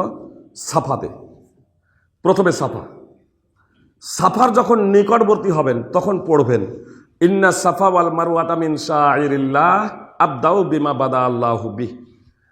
বেশি দোয়া মুখস্থ করতে হবে না, তাহলে এই কয়েকটা একটু একটু মুখস্থ করতে হবে, বুঝতে পেরেছেন? এটা পড়বেন ইন্না সাফা ওয়াল মারওয়াতা মিন শাআইরিল্লাহ আবদাউ বিমা বাদা আল্লাহু বিহ, তার উপরে উঠবেন। তো উঠবেন মানে আজকাল এটা ভাববেন না যে হয়তো পাহাড় এখন আছে, এখন আর পাহাড় নেই, সব কেটে ইয়ে করে দিয়েছে, হালকা একটু উঁচু আছে। এবার ওই হালকা একটু উঁচুতে এরকম উঠে ডান দিকে ঘুরেই দেখবেন এখানে, বুঝতে পেরেছেন? এইদিকে আপনার ছিল মাকামে ইব্রাহিমি, এখানে যখন হাজরে আসওয়াদ ধরলাম, তাহলে মাকামে ইব্রাহিম ছিল, এইদিকে এসে আপনার এই দিক দিয়ে আপনার চলে যাচ্ছেন।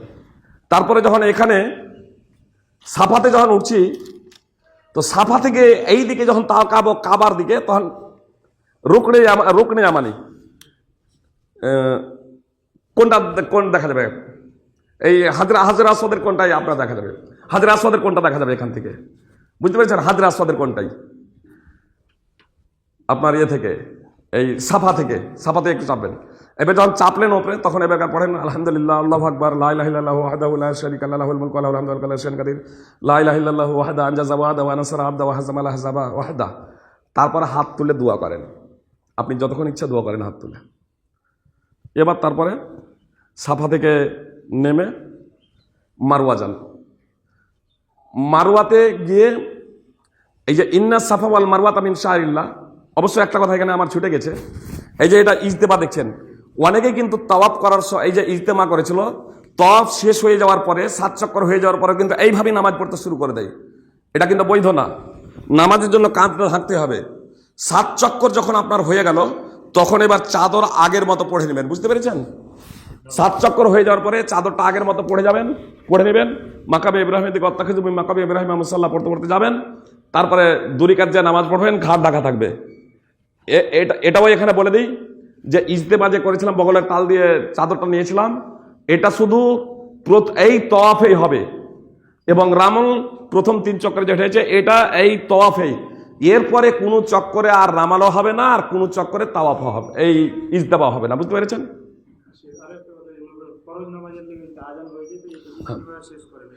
যদি ফরজ নামাজের জন্য আজান হয়েছে, মানে তাওয়াফ চলছে, 3 চক্কর হয়েছে, কথার কথা 3 চক্কর হয়েছে, একামত হয়ে গেল নামাজের জন্য, মানে আজানের পরেও আপনি ঘুরতে পারেন, কোনো সমস্যা নেই, ঘুরবেন। কিন্তু যখন একামত হয়ে যাবে আপনি নামাজ ছেড়ে দেবেন, ও দাঁড়িয়ে যায় না, এবার বুঝতে পেরেছেন? এবার দাঁড়িয়ে গেলেন, তো বগলের তলে যে ছিল এটা কিন্তু বগলের তলে আর রাখবেন না, আপনার 3 চক্কর রাখছে ওটাকে স্মরণ রাখবেন। এবার আপনি ইজতেমাটাকে এইভাবে করে নেবেন, বুঝতে পেরেছেন? এবার নামাজ পড়লেন, নামাজ হয়ে যাবে যখন, নামাজ সালাম ফিরানোর পরে এবার আবার আপনি বগলের নিচে এরকম নামিয়ে এবার যখন তওয়াফ শুরু করছেন, এবার তখন আবার তওয়াফ শুরু করেন। তওয়াফ কোন জায়গা থেকে শুরু করবেন? 3 চক্কর ছিল তো এবার 4র্থ চক্কর শুরু করবেন। যদি 2 চক্কর হয়েছিল তাহলে 3য় থেকে শুরু করবেন, মানে 2টা হয়ে গেছে, মানে 3য় চক্করও এবার আপনি রামাল করবেন, এটাকে নামানোর পরে, বুঝতে পেরেছেন? আর 7 চক্কর হয়ে যাওয়ার পরে এবারকার ঘাড়ে উঠিয়ে নেবেন। এরপরে আর কখনো আপনার রামল এবং ইজতেমা হবে না। এবার সাফা থেকে আপনি মারওয়া যাবেন, মাঝে নির্দিষ্ট কোনো দোয়া নেই। সবুজ বাতি যে আপনার নিচে জ্বলছে, উপরে লাইট সবুজ বাতি জ্বালানো আছে, জি, এই যে আপনার সবুজ বাতি উপরে দেখছেন, এরই আলো মেঝেতে প্রতিবিম্ব হয়ে, মানে ওখানে খুব উন্নত মানের ওই সব জায়গাগুলোতে উন্নত মানের মানে মার্বেল বসানো আছে, ওই মার্বেলগুলো তো একদম পুরো সবুজ হয়ে যাবে আপনার, এই যে সবুজ দেখছেন পুরো সবুজ হয়ে যাবে, ওই সবুজ চিহ্ন অবধি দৌড়াবেন। হাজার আলাইহিস সালাম দৌড়েছিলেন বলে, মানে সবুজ যেখানে বাতি আছে ওই জায়গাটুকুতে, মনে করেন যে সাফা থেকে মারওয়া, বুঝতেছেন, পুরোটাই না, কিছুটা জায়গা যেখানে সবুজ বাতি পড়ছে, প্রায় ঘরের মনে করেন যে ডবল হবে, মনে করেন এতটা জায়গা সবুজ বাতি পড়ছে, ওটা দেখবেন ওই জায়গাটুকুতে দৌড়াতে হবে, যে সাফার নিকটে, সাফা থেকে নিকটে, মারওয়া থেকে একটু ডিস্টেন্সে, সাফা থেকে একটু গিয়েই তখন সবুজ বাতি, ও আলোতেই আপনারা বুঝতে পারবেন। এবার দৌড় শুরু করবেন পুরুষেরা, বুঝতে পেরেছেন, মহিলারা কিন্তু না। অনেকেই এই জায়গাতে ম্যানেজটা করে যে হাজারা তো মহিলাই ছিলেন। ইমাম ইবনে ওসাইমিন রাহিমাহুল্লাহ বলছেন, এবং আমি নিজেও প্রথমে মানে সার্বিকভাবেই ট্রেনিং দিয়েছিলাম, ইমাম ইবনে ওসাইমিন রাহিমাহুল্লাহ বলছেন যে এই বিষয় নিয়ে যখন আমি গবেষণা করলাম, তখন আমার কাছে এটা প্রতিভাত হলো যে না, এটা একমাত্র পুরুষদের জন্য, সালাফ থেকেও এটাই এর রয়েছে, তো এজন্য ওই দৌড়টুকু পুরুষরাই করবে। এবার যদি দেখা যায় আপনার সাথে ফ্যামিলি আছে, এবার সঙ্গে সাথ ছুটে গেলে তার সমস্যা হতে পারে মহিলা মানুষ, তো এজন্য তার সাথ দিতে গিয়ে আপনি যদি ওখানে যদি দৌড়ানো যদি ছেড়ে দেন তাহলে কোনো সমস্যা নেই, বুঝতে পেরেছেন? তাহলে সেটা তাকে সঙ্গে নিয়ে করবেন, কিন্তু আপনার সাথ ধরতে গিয়ে তাকে দৌড়াবেন না, আপনার সাথ ধরতে গিয়ে তাকে দৌড়াবেন না। ওই এবার যখন গেলেন, মারওয়াতে সাফাতে যা করেছিলেন মারওয়াতে তাই করবেন, সাফাতে যা করেছিলেন মারওয়াতে তাই করবেন। সাফা থেকে মারওয়া যখন যাবেন 1 চক্কর, অবশ্য ইন্না সাফা ওয়াল মারওয়াতা মিন শাআইরিল্লাহ আবদাউ বিমা বাদা আল্লাহু বিহি, এটা শুধু সাফার নিকটে পৌঁছানোর সময়, এইটুকু কিন্তু আর মারওয়ার নিকটে পৌঁছানোর সময় করবেন না। মানে সাফার উপরে চেপে যা বলেছিলেন মারওয়ার উপরে চেপেও তাই বলবেন, আর সাফার নিকটে দ্বিতীয়বার পৌঁছেও আর কিন্তু আর বলবেন না, ইন্না সাফা ওয়াল মারওয়াতা মিন শাআইরিল্লাহ আবদাউ বিমা বাদা আল্লাহু বিহি। কিন্তু এরপরে আলহামদুলিল্লাহ, আল্লাহু আকবার, লা ইলাহা ইল্লাল্লাহ, এই দোয়াগুলো সাফার উপরেও পড়বেন প্রত্যেকবার, মারওয়ার উপরেও প্রত্যেকবার পড়বেন। সাফার উপরে হাত তুলে দোয়া করবেন, কাবার দিকে মুখ করে, মারওয়ার উপরেও হচ্ছে কাবা দিকে মুখ করে দোয়া করবেন, তাহলে সাফা থেকে কাবাকে দেখতে পাবেন, মারওয়া থেকে কাবাকে দেখতে পাবেন না। 7 চক্কর যখন হয়ে যাবে তখন চুল ন্যাড়া করে নেন। যদি দেখেন যে হজ করতে সময় আছে, 15 দিন 20 দিন হজের আরও টাইম আছে, আগে আপনাদেরকে নিয়ে গেছে, বুঝতে পেরেছেন, তাহলে ন্যাড়া হয়ে যান, তাহলে ন্যাড়া হয়ে যেতে পারেন। কিন্তু যদি দেখেন যে খুব বেশি সময় নাই, তাহলে চুল ছোট করেন। নবী সাল্লাল্লাহু আলাইহি সাল্লামের সাথে যারা ওই হজ্জে তামাত্তু করেছিল তাদেরকে রাসূল সাল্লাল্লাহু আলাইহি সাল্লাম কাসসিরও বলেছিলেন, তোমরা চুল ছোট করে নাও। তো চুল ছোট করে নেবেন, চুল ছোট করে নেওয়ার পরে এবার আপনারা হালাল হয়ে যাবেন, মানে উমরা আপনাদের কমপ্লিট, পূর্ণ হয়ে যাবে। এবার সাধারণভাবে জীবনযাপন করবেন, মানে এহরাম বাঁধার আগে যেমন আপনারা ছিলেন এখন সেই রকম হয়ে গেছেন, কিন্তু আপনাদের মানসিক চিন্তা ভাবনা পরিবর্তন হয়ে যাবে ইনশাআল্লাহ। 100% নিজের জীবনকে আল্লাহর পথে ব্যয় করার জন্য সার্বিক প্রচেষ্টা চালাতে হবে, বুঝতে পেরেছেন। এবার 8ই যুলহিজ্জা তারবিয়ার দিন, সেদিন আপনার হজের জন্য আপন আপন স্থান থেকে এহরাম বাঁধবেন। অবশ্য আজকাল ভিড় হয়ে যাওয়ার কারণে 7ই যুলহিজ্জায় আপনার সূর্য অস্তমিত হয়ে যাওয়ার পরে এহরাম বাঁধার জন্য বলে, আগে থেকেই বলে তো সূর্য 7ই যুলহিজ্জা সূর্য অস্তমিত হয়ে যাওয়ার পরে আপনার এহরাম বাঁধার 8 তারিখ পড়ে যাচ্ছে, ইয়াউমুত তারবিয়া হয়ে যাচ্ছে। সেই দিন আপনারা আপন আপন ডেরা থেকে, আপন আপন স্থান থেকে, আপন আপন হোটেল থেকেই পরিষ্কার পরিচ্ছন্ন হয়ে আপনার হজের জন্য এহরাম বাঁধবেন। হজের জন্য এহরাম বাঁধার অর্থ হচ্ছে আপনার আবার এই এহরামের পোশাক এরকম পরে নিলেন যেভাবে তখন পড়েছিলেন, তারপরে এবারকার এটা তো কাপড় পরলেন, এবার এহরামের নিয়াত করবেন, আল্লাহুম্মা লাব্বাইকা হাজ্জা বা লাব্বাইকা হাজ্জা, আপনি এহরামে প্রবেশ করে গিয়েছেন আপন আপন স্থান থেকেই। তারপরে মিনায় পৌঁছাবেন, কসর করে আপন আপন টাইমে জোহর আসর মাগরিব এশা এই 5 ওয়াক্তের নামাজ পড়বেন। তারপরে সূর্য উদিত হওয়ার পরে আরাফা যাবেন। কিন্তু আজকাল মুআল্লিমেরা সূর্য উদিত হওয়ার আগেই নিয়ে চলে যায়। অবশ্য সূর্য উদিত হওয়ার আগেও যেতে পারেন, কোনো অসুবিধা নেই, সুন্নাহ হলো সূর্য উদিত হওয়ার পরে যাওয়া। কিন্তু একটা বিষয় স্মরণে রাখবেন, আরাফায় পৌঁছানোর পরে আজান যেতে হলো, খুব সংক্ষেপে মূল পয়েন্টটা আমি বলছি আপনাদের। আরাফায় পৌঁছানোর পরে জোহর এবং আসরকে জামা বাইনা সালাতাইন করে পড়বেন। জোহরের 2 রাকাত পড়বেন এবং আসরের 2 রাকাত, ইকামত দিয়ে জোহরের 2 রাকাত, তারপরে একামত দিয়ে আসরের 2 রাকাত। আপন আপন যা তাবুতে এরকম রয়েছেন সব জামাত করে এরকম নামাজ পড়ে নিলেন, বুঝতে পেরেছেন। তারপরে বৈকালের টাইমে কেবলামুখী হয়ে 2 হাত তুলে যত ইচ্ছা আপনি প্রার্থনা করুন। দোয়া করার জন্য সর্বপ্রথমত নিজের আল্লাহ তাআলার প্রশংসা করবেন, মুহাম্মদ সাল্লাল্লাহু আলাইহি ওয়াসাল্লামের প্রতি দরুদ করবেন, মানে দোয়া কবুলের এটা হচ্ছে পদ্ধতি, দোয়া করার আদব, এর মাধ্যম দিয়ে দোয়া কবুল হয়। নিজের জন্য প্রথমে আল্লাহর প্রশংসা, তারপরে দরুদ, তারপরে নিজের জন্য দোয়া করুন, বাপ সন্তান সন্ততি, বাপ মা আত্মীয় স্বজন পাড়া প্রতিবেশী সমগ্র মুসলমান জাতির জন্য আপনি দোয়া করুন, দিন এবং দুনিয়ার জন্য আপনি দোয়া করুন। যত ইচ্ছা আপনি সেই জায়গাতে দোয়া করতে থাকবেন। মুআল্লিম যারা আছে, এই মুআল্লিমেরা সূর্য ডুবে না আপনার আসর থেকেই ওরা বলে যে চলো চলো চলো চলো করতে করতে প্রায় আরাফার ময়দানকে খালি করে দেয়। সৌদি ফতোয়া কমিটির মুফতিগণ বলছেন আরাফায় অবস্থান করাটা হচ্ছে রুকন, মানে 4টা রুকন, বিস্তারিত আছে যেহেতু আজান হলো, খুব সংক্ষেপে চাচ্ছি এবার। 4টা রুকন, কিন্তু আরাফাতে অবস্থান করা সূর্য অস্তমিত হওয়া পর্যন্ত, যারা দিনে যাবে, যারা দিনে আরাফায় পৌঁছে যাবে, সূর্য অস্তমিত হওয়া পর্যন্ত আরাফাতে অবস্থান করাটা হচ্ছে ওয়াজিব। এর তাৎপর্য হলো কেউ যদি সূর্য অস্তমিত 9ই যুলহিজ্জা আরাফার দিন কেউ যদি সূর্য ডুবার আগেই যদি আরাফার ময়দান ছেড়ে দেয় তাহলে তাকে দম দিতে হবে। মানে একটা পশু জবাই করে, একটা ছাগল বা একটা গরু জবাই করে আপনার দরিদ্র মিসকিনদের মাঝে মক্কার বিতরণ আপনাকে করতে হবে। এই জন্য সূর্য অস্ত নামিতে হলে যাবে না। মুআল্লিম যারা আছে ওরা তাগাদা করবে, আসলে অনেক সময় ওরাই জানে না। অনেক সময় যেমন আমাদের ভারতে প্রশিক্ষণ যারা দিয়ে সিংহভাগ প্রশিক্ষকরাই জানে না, তো ওখানে ওদের নয়। সৌদি ফতোয়া কমিটির মুফতিগণ একদম দায়িত্বহীনভাবে সকালে বলছেন যে সূর্য অস্তমিত না হওয়া পর্যন্ত আরাফার ময়দান ত্যাগ করা যাবে না। অতএব সূর্য অস্তমিত হবে আরাফার ময়দানেই, কিন্তু মাগরিবের নামাজ পড়বেন না। নিয়ত করে নেবেন জামা বাইনা সালাতাইনের।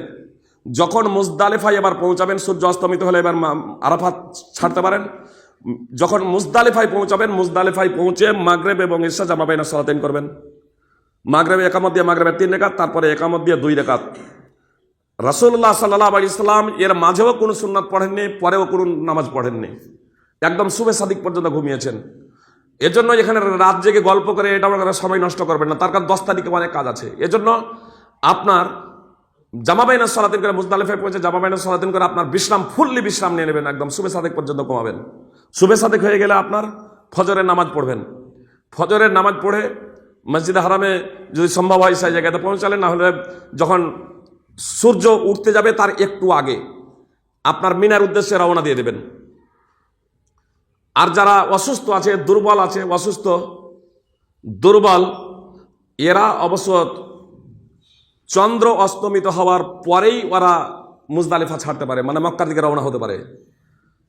কিন্তু জামরাই আকাবাতে কুরবানির দিন তথা 10ই জুলহিজ্জা জামরাই আকাবাতে শুধু কাকর মারতে হবে 7টি, আর সেটা সূর্য উদিত হওয়ার কিছুক্ষণ পরে প্রায় 20-25 মিনিট পর থেকে আপনার টাইম শুরু। সেই জায়গাতে আপনারা পাথর মারবেন, ছোট ছোট কঙ্করগুলো নেবেন, একদম বড় পাথর না। একসাথেই সব পাথর নিয়ে নেবেন, এর প্রয়োজন নেই। আপনি 7টি পাথর নেবেন।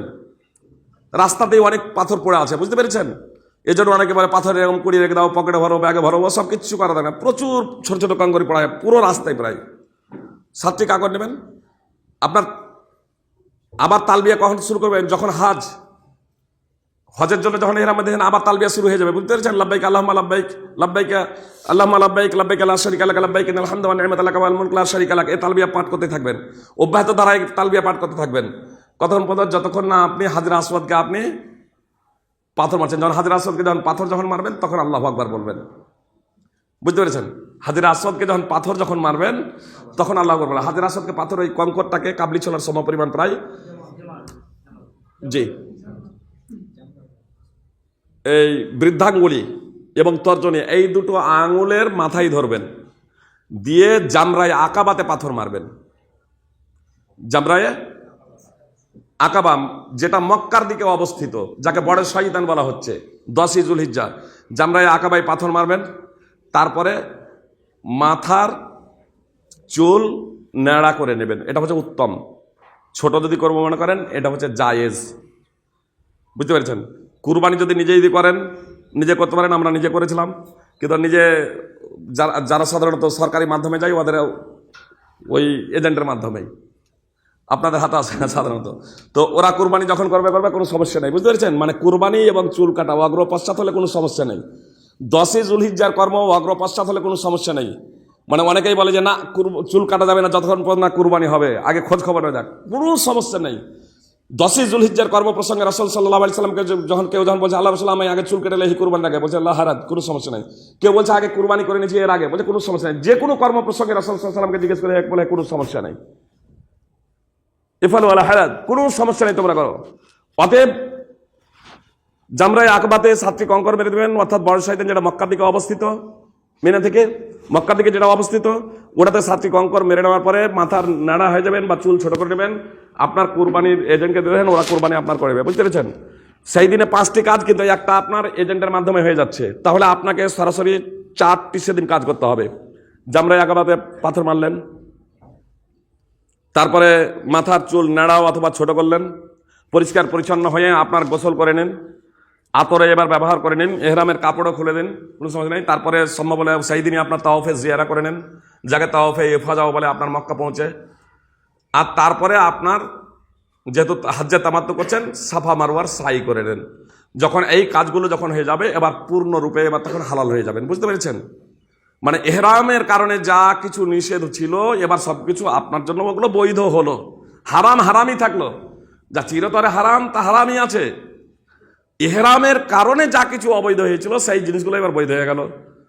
এবার স্ত্রীর সাথে মেলামেশা ইত্যাদি সবকিছু আপনার বৈধ, আতর ইত্যাদি সবকিছু আপনি ব্যবহার করতে পারেন, কোনো সমস্যা নেই। এবার তাওয়াফ সাফা মারওয়ার সাই করে নেওয়ার পরে আবার মিনা চলে আসবেন।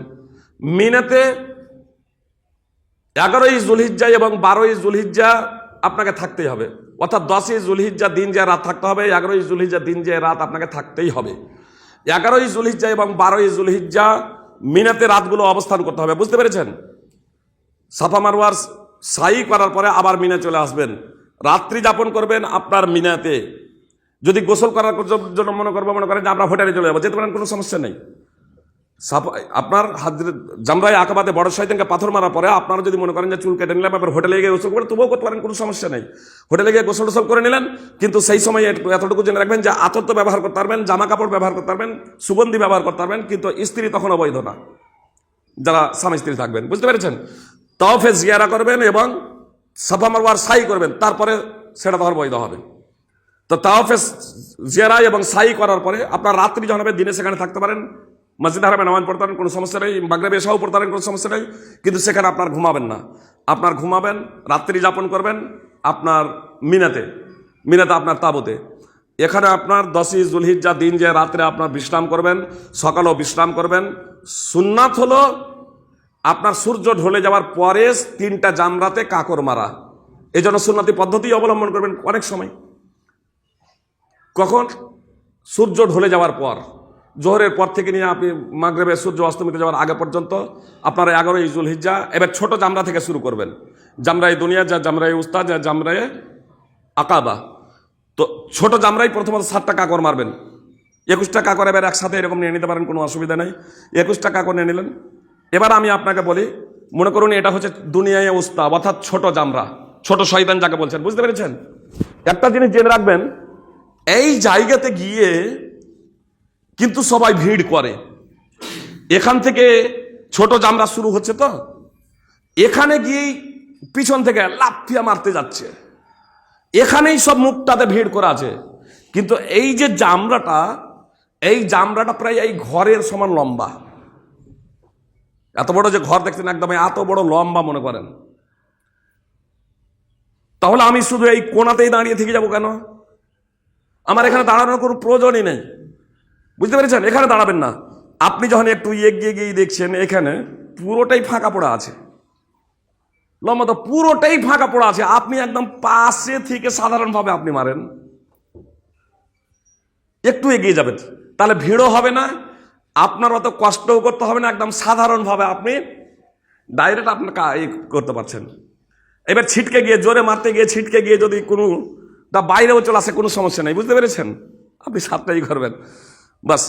এবার এটা যখন হয়ে যাবে, একটু সোজা এসে এটাকে মেরে সোজা এসে এইভাবে এগিয়ে গেলেন, হাত তুলে কাবার দিকে দোয়া করেন। তারপরে মধ্যমটাকে মারবেন, মধ্যমটাকেও এইভাবে এমনি করে এগিয়ে যাবেন, আগে প্রথম দিকে মারবেন না, একটু এগিয়ে গিয়ে মারবেন। বুঝতে পেরেছেন? ফাঁকা পাবেন। মধ্যমটাতে মেরে এবার বাম দিকে একটু হটে যান, বাম দিকে হটে আবার কাবার দিকে হাত তুলে দোয়া করেন। তারপরে বড়টা জামরা একবার 10ই যুলহিজ্জা যেটাকে মেরেছিলেন সেটাকে এবার মারেন। ওটাকে মারার পরে কিন্তু হাত তুলে দোয়া করবেন না।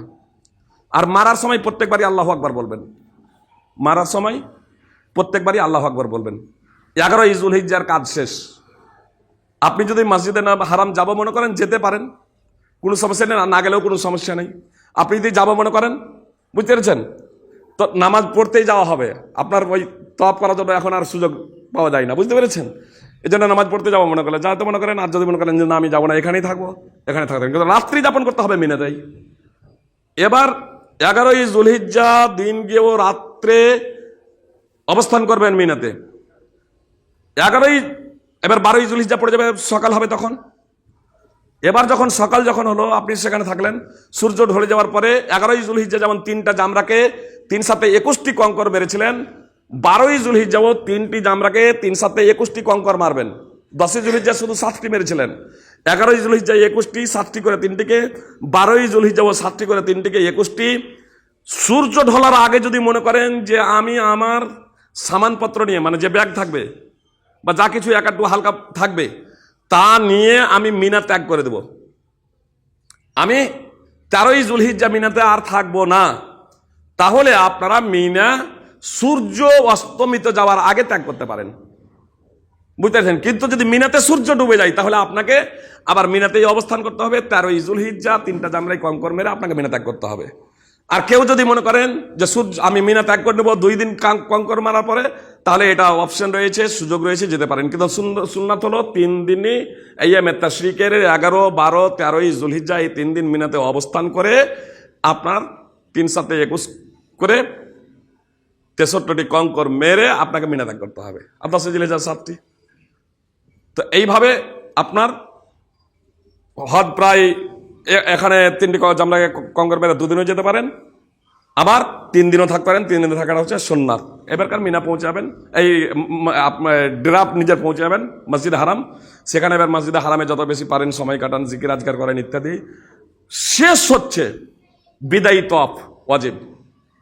শেষ বিদায়ী তফ যখন মক্কা ত্যাগ করবেন তার পূর্ব মুহূর্তে আপনাকে বিদায়ী তফ করতে হবে, মানে এটা আপনার শেষ। বুঝতে পেরেছেন? অনেকেই বিদায়ী তফ করে উল্টো ভাবে হাঁটে, ও কোনো প্রয়োজন নেই, আর বরং ওটা বেদাত যদি নেকের উদ্দেশ্য করে।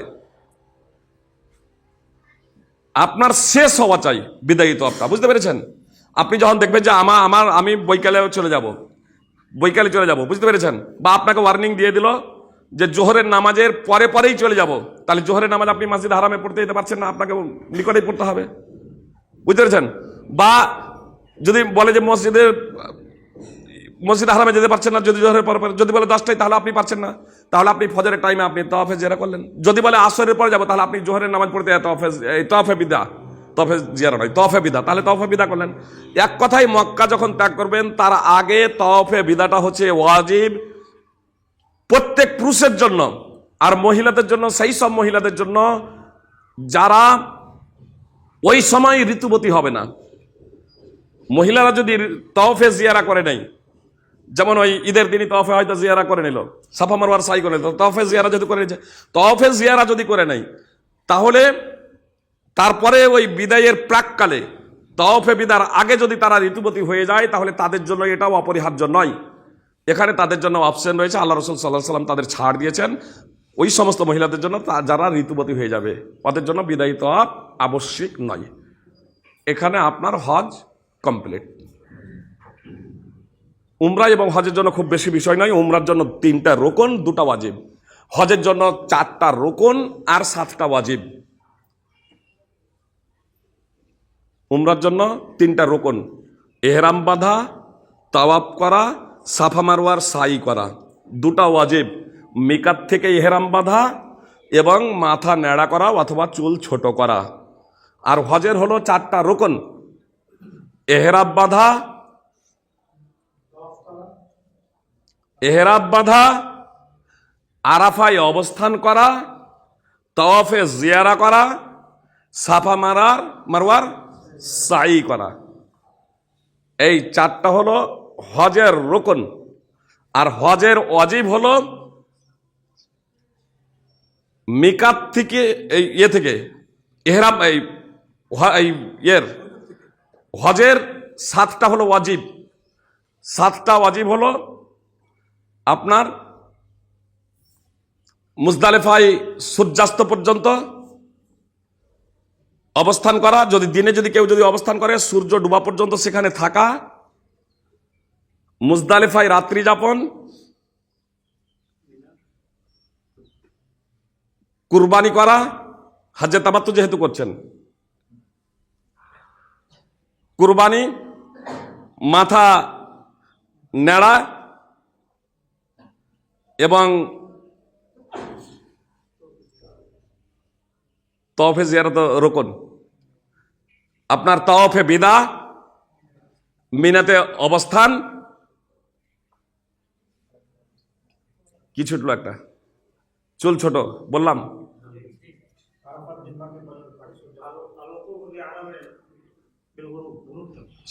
ওটাও বলতেছি। জামরায় আকাবাতে কাঙ্কর মারা, জামরায় আকাবাতে এই জামরাগুলোতে 3টা জামরাতে কাঙ্কর মারা, এটা ওয়াজিব।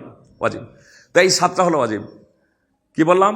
আরাফায় সূর্য অস্তমিত যাওয়া পর্যন্ত অবস্থান করা, মুজদালিফায় রাত্রি যাপন করা, 3টা জামরাতে কাঁকর মারা, চুল ছোট করা বা ন্যাড়া করা, আর তাওয়াফে বিদা, মিনায় রাত্রি যাপন করা, মিনাতে রাত্রি যাপন করা। আর তাওয়াফে এর জন্য যারা হজ্জে তামাত্তু করছে এদের জন্য কুরবানি।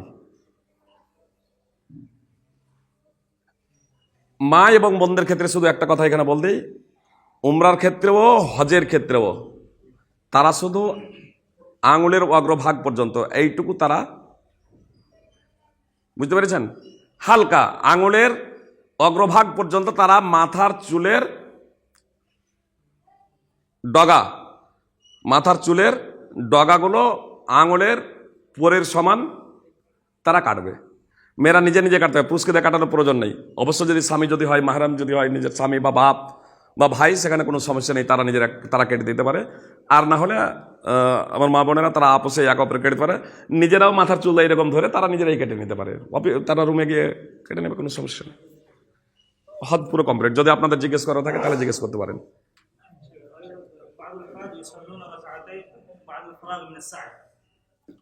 যে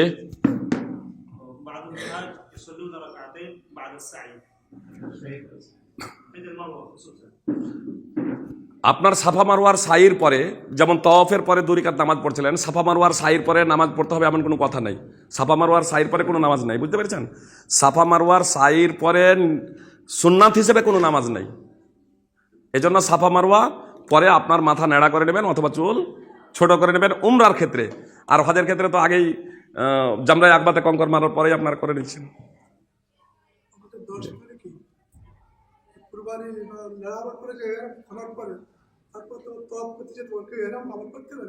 যে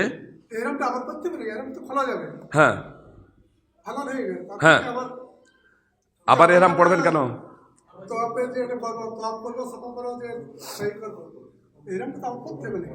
না না না, এহরাম না, এমনি আপনি যখন চুল যখন হজের ক্ষেত্রে যখন আপনি ইয়ে করে নিলেন, জামরা একবাতে কঙ্কর মেরে নিলেন এবং চুল নেড়া বা ছোট করে নিলেন, তারপর আপনি গোসল সেরে নেবেন। এবার সুগন্ধি ব্যবহার করে নিলেন, আপনি লেবাস পোশাক এরকম পরে নিলেন। লেবাস পোশাক পরে নেওয়ার পরে তাওয়াফে জিয়ারা করবেন, মসজিদে হারামে তাওয়াফ করবেন, ওটাকে তাওয়াফে জিয়ারাও বলে, তাওয়াফে ইফাদাও বলে। তারপরে সাফা মারওয়ার সাই তখন করবেন। জি।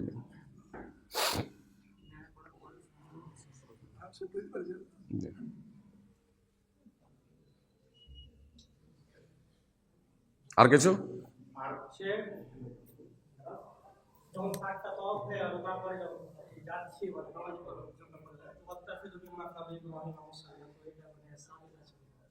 জি, সাবেত প্রমাণিত। যে জি জি জি, ওয়াত্তাখিযু মিন মাকামি ইব্রাহিম মুসাল্লা, জি, সহিহ মুসলিমের হাদিস। আমি এখান থেকে শুরু করলাম, মানে হাজির আসওয়াদ থেকে শুরু করতে পাইনি, তো এখান থেকে শুরু করলাম যখন, মানে ওখানে যে একটা হবে না, এখানে ওটা শুরুই হয়নি, ওখানে শুরুই করতে হবে না। এটা হাজরে আসওয়াদ আমি কোন ধরেছিলাম, এটা হাজরে আসওয়াদ। তো আমি এই জায়গাতে এলাম, হ্যাঁ, তো আমি এই জায়গাতে তখন এমনি হাঁটছি, এটা তাওয়াফ এখন আমার শুরু হয় নাই, আর এখন শুরু হয়নি, আমি শুরু করব এই জায়গাতে এসে। আর এজন্য আমার যখন চাদরও যখন ছিল, চাদরও এইভাবে ছিল, তো ওই জায়গাতে আমার ওইভাবেই থাকবে। এখানে যখন প্রবেশ হলাম তখনও চাদর এইভাবে সাধারণভাবে আমি চলে আসবো, এমনি জিকির আজকার আমি করতে থাকবো, হ্যাঁ, বা আমি তার জিকির আজকার করতে থাকবো এইভাবে সাধারণভাবে এসে যখন হাজরে আসওয়াদের কোণে আসবো, হাজরে আসওয়াদের কোণে এসে আগে এই করবো ইজতেবা। এই ইজতেবা করে নেওয়ার পরে এবার আল্লাহু আকবার, তারপরে কাবাকে বাঁ দিকে রেখে এবার আমার তাওয়াফ শুরু হলো।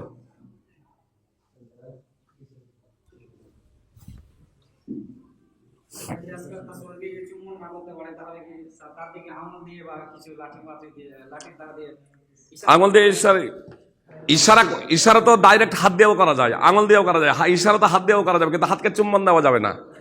তবে আমি চাদর দিয়ে বা আমার হাতে যদি ছোট ছোট থাকে কোনো কিছু থাকলে সেটা দিয়ে আমি এরকম করলাম, দিয়ে তারপরে সেটাকে চুমছি, সেটা চুমা যাবে। এটা আমি বিধান বললাম, এটা আমি শরীয়ত বললাম।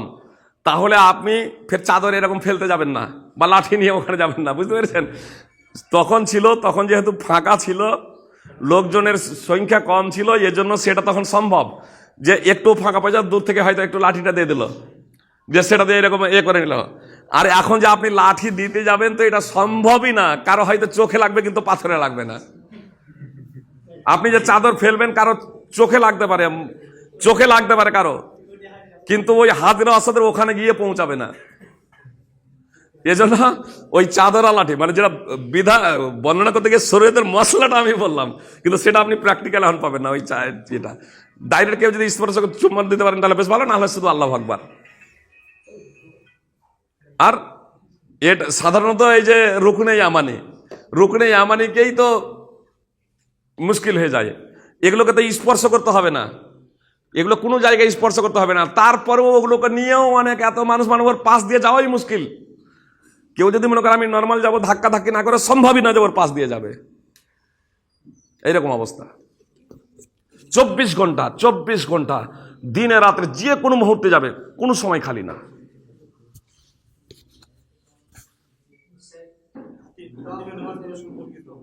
যে হাতিমের ভিতরে নামাজ পড়তে পারেন, কোনো অসুবিধা নেই, ওটা তো কাবারই অংশ। যেমন কাবার ভিতরে নামাজ পড়া যায়, হাতিমের ভিতরে নামাজ পড়া যায়। তাহলে নামাজ পড়া, বুঝতে পেরেছেন? যেমন হাজরা আসওয়াদকে চুম্বন দেওয়া ডাইরেক্ট, এটা হচ্ছে সুন্নাত। একটা জিনিস জেনে রাখবেন, হাজরা আসওয়াদকে চুম্বন দেওয়াটা হচ্ছে সুন্নাত। কাবার ভিতরে নামাজ পড়ার হচ্ছে সুন্নাত। ভিতরে তো দরজা বন্ধ থাকে কিন্তু হাতিমটা খোলা থাকে, ওখানে নামাজ পড়াটা হচ্ছে সুন্নাত। আর কাউকে কষ্ট দেওয়াটা হারাম। সুন্নাত আদায় করতে গিয়ে যাতে হারাম কাজ না হয়, এই জিনিসটা আমাদের লক্ষ্য রাখতে হবে। সেখানে পুরুষ মহিলা ইসলামী বিধান সম্পর্কে অবগত নয় তো, একবারে এত ধাক্কা ধাক্কি কল্পনার বাইরে। অসুস্থ মানুষ থাকলে মানে আমাদের ইন্ডিয়াগুলো সহজে পারবে না, সবাই ইন্দোনেশিয়া, মালয়েশিয়া, বেশিরভাগ সব ওরাই এত ধাক্কা ধাক্কি আর এরকম থাসাথাসি হয়, সম্ভবই না।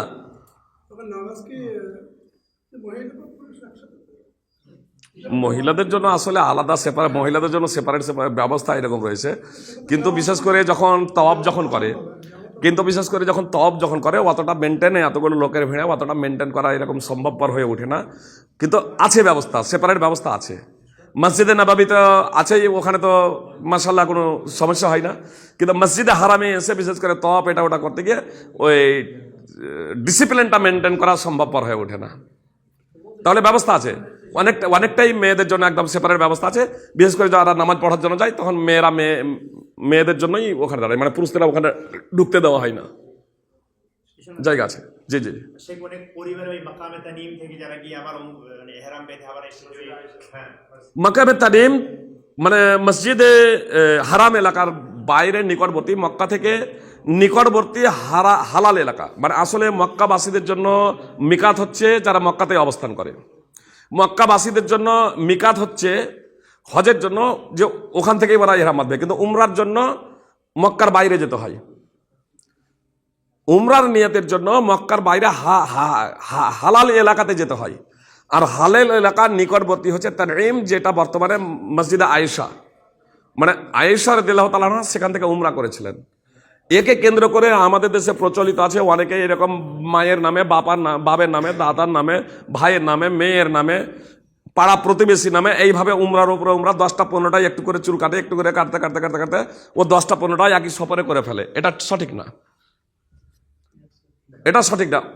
অনুরূপভাবে ভিড় প্রচণ্ড হচ্ছে বলে ডিসিপ্লিন মেনটেন করতে গিয়ে আপনার কাবার চত্বরে, আগে তো এরকম সাধারণভাবে যেমন 2016তেই আমরা যখন যাই, তখন শুক্রবারে আমি বিশেষ করে সকাল 8টার মধ্যে কাবাতে প্রবেশ করে যেতাম, জুমার নামাজ পড়ে বের হতাম, 4টা 5টা ওর মাঝে তওয়াফ করে নিতাম, মানে তওয়াফ করতাম আর ওই পানি খেতাম, এই 2 রাকাত নামাজ পড়তাম, পানি খেতাম, তারপর আবার তওয়াফ শুরু করতাম। এইভাবে 2016তে উমরা বা উমরার পরে হজে যখন গেলাম তখনও 4টা 5টা তওয়াফ করেছি। কিন্তু ইদানিংকালে, তারপরেও অবশ্য তখনও ওয়েটসেলা ছিল, কিন্তু ইদানিংকালে এবার যে গেলাম, এখন কিন্তু উমরাকারী ছাড়া ভিতরে প্রবেশ করতে দেয় না। এজন্য এরা করে কি, ওই এহরামের কাপড় পরে নেই, দিয়ে ধোকা দিয়ে ভিতরে প্রবেশ হয়। এটা বৈধ না, এটা বৈধ না। অনুরূপভাবে তানিমে গিয়ে, মসজিদে আয়েশাতে গিয়ে বা হালাল এলাকাতে গিয়ে বারবার বিভিন্ন জনের নামে উমরা করা, এটাও সঠিক নয়। যে উমরা অন্য জনের নামে করা যায়, নিজের উমরা করে নেওয়ার নামে পরে অন্য জনের নামে উমরা করা যায়, এটা শরীয়ত সম্মত। কিন্তু আমি বাড়ি থেকে বের হলাম উমরা করা নিয়েতে, উমরা করে নেওয়ার পরে তারপরে তানিমে গেলাম দিয়ে উমরা করছি অন্য জনের নামে, এটা শরীয়ত সম্মত না। বলবেন যে তাহলে আয়েশা কেন করলেন? আয়েশা করেছেন। আয়েশা রাদিয়াল্লাহু তাআলা আনহা উমরার নিয়তে মক্কায় প্রবেশ করেন। মক্কায় প্রবেশ করে তিনি ঋতুবতী হয়ে যান, ফলে তার উমরা হয়নি। উমরা করা তার হয়নি। যখন হজ সম্পাদন করে সবাই যখন ফিরে আসছেন, তখন মা আয়েশা রাদিয়াল্লাহু তাআলা আনহা আল্লাহ রসুলকে বলছেন যে আল্লাহ রসুল সব উমরা আর হজ করে যাচ্ছে, আর আমি কেবলমাত্র উমরা করে। তখন আল্লাহ রসুল সাল্লাল্লাহু আলাইহি সাল্লাম তার এই কথা শোনার পরে আব্দুর রহমান বিন আবি বকর মানে আয়েশার ভাইকে বললেন যে একে তানিমে নিয়ে যাও, দিয়ে একে উমরা করিয়ে নিয়ে এসো। তানিমে নিয়ে যাও, দিয়ে উমরা করিয়ে নিয়ে এসো। এবার আয়েশাকে তানিমে নিয়ে গিয়ে উমরা করিয়ে নিয়ে এলেন। যদি সেটা সার্বিকভাবে সকলের জন্যই প্রযোজ্য হতো, তাহলে আব্দুর রহমান তো আয়েশার সাথে সাথে তানিমে গেলেন, তাহলে কি আব্দুর রহমানও উমরা করতেন না? যে ওর সাথে তোকে ঘুরতেই হচ্ছে, অথচ আয়েশা আব্দুর রহমান তিনি উমরা করছেন না। এই জন্য শেখ ইবনে উসাইমিন রাহিমাহুল্লাহ বলছেন যে সেই জায়গা থেকে এইভাবে করাটা এটা ঠিক না। তাহলে কাদের জন্য এখন সেটা কি প্রযোজ্য নয়? হ্যাঁ, এখন প্রযোজ্য। কাদের জন্য? যাদের অবস্থা মা আয়েশার মতো হবে, অর্থাৎ যে সমস্ত আমার মা এবং বোন উমরার জন্য গিয়েছে আর উমরার জন্য যাবার পরে উমরা সম্পাদন হয়নি, তাদের ঋতু হয়ে গেছে, মাসিক হয়ে গেছে, তাহলে তারা তখন সাধারণ অবস্থায় থাকবে। যখন পবিত্র হয়ে যাবে তখন তারা তানঈম থেকে অথবা হারাম এলাকার বাইরে গিয়ে উমরার নিয়াত করবে, ইহরাম বেঁধে আপনার উমরা সম্পাদন করবে। তাদের জন্য এটা বৈধ, আমাদের সকলের জন্য না। পুরুষের জন্য তো নয়, এবং অন্যান্য মহিলার সার্বিকভাবে তাদের জন্য না। যাদের অবস্থা কেবলমাত্র মা আয়েশার মতো হবে তাদের জন্য এটা বৈধ। বলেন। হুদুদে আরাফা, এই হুদুদে আরাফা নিয়ে অনেকে ওই মসজিদ থাকতে গিয়ে করতে গিয়ে বেরিয়ে হুদুদে আরাফার মধ্যে প্রথম থাকতে হবে, সেটা বিষয়ে একটা হুদুদে আরাফাটা করতে হবে। হুদুদে আরাফাতে কিছুক্ষণ অবস্থান করতে হবে। আমি বললাম দিনে যাওয়াটা এটা হচ্ছে সুন্নাহ। হুদুদে আরাফাতে 9 যুলহিজ্জা দিন যে শেষে রাত্রে হলেও হুদুদে আরাফাতে থাকতেই হবে। কেউ যদি হুদুদে আরাফায় যদি পদার্পণই না করে, বুঝতে পেরেছেন, কেউ যদি হুদুদে আরাফায় আরাফার মাটিতে কেউ যদি পা না দেয়, তাহলে তার হজই হবে না সেই বছর, 1 বছর অপেক্ষা করতে হবে। আপনার 9 যুলহিজ্জা দিনে অবস্থান করেনি, অথবা 9 যুলহিজ্জা আরাফার দিন সূর্য অস্তমিত হওয়ার পরেও রাত্রেও সে পৌঁছায়নি আরাফার মাঠে, তাহলে তার হজ বাতিল, সেই বছর আর হজ হবে না। আর দিনে যদি কেউ যদি আরাফার মাঠে যদি পৌঁছে গেছে, সূর্য ডুবার আগেই যদি চলে আসে, তাহলে দম দিতে হবে। আমি বললাম মানে সূর্য ডুবার পরে পর্যন্ত তাকে অপেক্ষা করতে হবে। কিন্তু কোনো ব্যক্তি যদি সূর্য ডুবার আগে যদি না পৌঁছাচ্ছে, কোনো কারণে সূর্য ডুবার পরেই যদি পৌঁছাচ্ছে, তাকে দম দিতে হবে না। এক কথায় সূর্য ডুবা পর্যন্ত আরাফাতে থাকা, সূর্য অস্তমিত হয়ে যাওয়া পর্যন্ত আরাফাতে থাকা, এটা হচ্ছে ওয়াজিব। আর আরাফার মাঠে পৌঁছানো দিনে অথবা রাতে, এটা হচ্ছে রুকুন।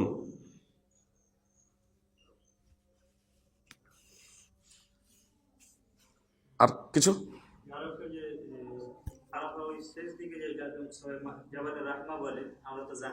জি জি আপনার জাবালে রহমাতে গিয়ে অনেক সময় মাটি চুম্বন করা, উমুক এটা ওটা, জেনে রাখবেন যে চুম্বন করা বা উমুক এটা ওটা এসবগুলো বেদাতের অন্তর্ভুক্ত। জি, ওসব কোনো কিছু নয়। জাবালে রহমাত আপনি সেই জায়গাতে যান, বা আরাফার মাঠে যে কোনো জায়গাতে গিয়ে আল্লাহ তাআলার কাছে কেবলামুখী হয়ে প্রার্থনা করুন, বাস।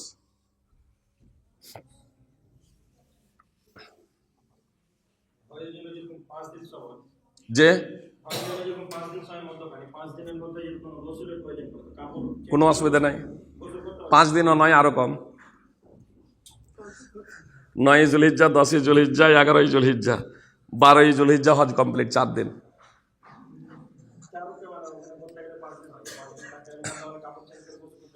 জি, কেউ কথায় গোসল যদি ফরজ যদি হয়, আপনি গোসল করবেন। গোসল ফরজ না হলেও আমি যদি মনে করি যে আমি ইহরামের কাপড় পরিবর্তন করব, কোনো সমস্যা নেই। আপনাকে বললাম তো, আপনি ইহরামের কাপড় পরিবর্তন করতে পারেন, কোনো সমস্যা নেই। যেটাতে আপনি ইহরাম বেঁধেছেন সেটাই পরে থাকতে পারেন না। আর ইহরাম এটা তো হচ্ছে একটা পোশাক, এটা ইহরাম না। ইহরাম হচ্ছে হৃদয়ে সংকল্প করা, এটাকে ইহরাম বলে, এটা হচ্ছে রুকুন।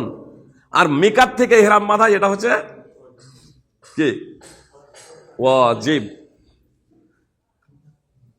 আর যদি না থাকে তাহলে পুনরাবৃত্তি আবার করে দিচ্ছি বিষয়টা। উমরার রুকুন হচ্ছে 3টে। ইহরাম মানে ইহরামের কাপড় না, এটা তো হচ্ছে সুন্নাহ। ইহরাম মানে হৃদয়ে সংকল্প করা, লাব্বাইকা উমরা। মসজিদ হারামের তাওয়াফ, সাফা মারওয়ার সাই, এই তিনটা হচ্ছে রোকন, কম্পালসারি। এগুলো ছেড়ে দিলে কিন্তু বাতিল হয়ে যাবে একটা ছুটে গেলে। ওয়াজিব হচ্ছে দুটি, মিকাত থেকে ইহরাম বাঁধা, মিকাত থেকে ইহরাম বাঁধা মানে যেটা নিয়াতটা যেটা করবো হৃদয়ে সেটা যাতে মিকাত থেকে হওয়া চাই, আর চুল ন্যাড়া করা অথবা ছোট করা। হাজ্জাত তামাত্তু করছি, টাইম যদি অল্প হয়ে থাকে তাহলে আমরা চুল ছোট করে নেবো, এটাই হচ্ছে মুস্তাহাব। আর হজের জন্য 4টি রুকন: এহরাম, আরাফায় অবস্থান, তাওয়াফে জিয়ারা, এর অপর নাম তাওয়াফে ইফাজাহ, 4 সাফা মারওয়ার সাই।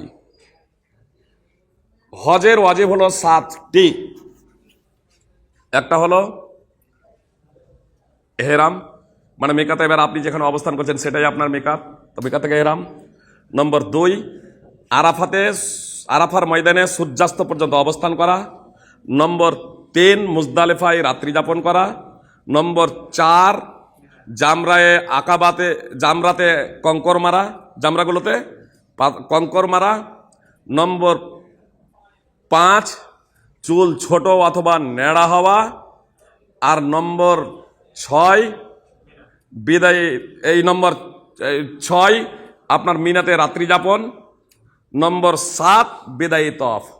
আর হাজ্জে তামাত্তু করার জন্য আপনার 8টা হয়ে যাবে, কিন্তু হাজ্জে ইফরাদে যেহেতু ওটা নেই জন্য অনেকেই 7টা বলে, কিন্তু আসলে হাজ্জে তামাত্তু যারা করছে তাদের জন্য 8। আপনার কুরবানি, হাজ্জে কেরানের জন্য কুরবানি। তো আমরা হাজ্জে তামাত্তু করবো ইনশাআল্লাহ। আল্লাহ তাআলা আমাদেরকে মুহাম্মদ সাল্লাল্লাহু আলাইহি সাল্লামের পদ্ধতি তথা পদ্ধতি অনুযায়ী হজ করতে হবে। কুরবানি যদি করতে পারে তাহলে 3টি রোজা, ওখানে থাকা অবস্থায় 3টি রোজা, বাড়িতে আসার পরে 7টি রোজা। হাজ্জে তামাত্তু যারা করবেন তাদের জন্য কুরবানি ওয়াজিব। যদি কুরবানি করতে সক্ষম না হন তাহলে ওখানে 3টি রোজা রাখতে হবে, বাড়িতে এসে 7টি করতে হবে। আরাফার দিনের আগে পর্যন্ত রোজা করে নেওয়ার প্রচেষ্টা করবেন, যদি সম্ভব যদি না হয় তাহলে তারপরেও আপনারা সেই রোজাগুলো আদায় করতে পারবেন, কোনো সমস্যা নেই। আর বাড়িতে এসে তখন 7টি করতে হবে।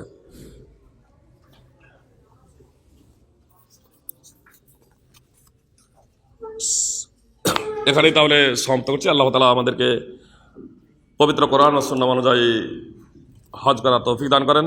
যারা আমরা এখনো হজ করিনি আল্লাহ তাআলা তাদেরও তৌফিক দান করেন, যাতে আমরা সেই তৌফিক আল্লাহ তাআলা আমাদের দেন যে সুস্থভাবে আমরা যাতে মুহাম্মদ সাল্লাল্লাহু আলাইহি ওয়াসাল্লামের পদ্ধতি অনুযায়ী হজ করতে সক্ষম হই।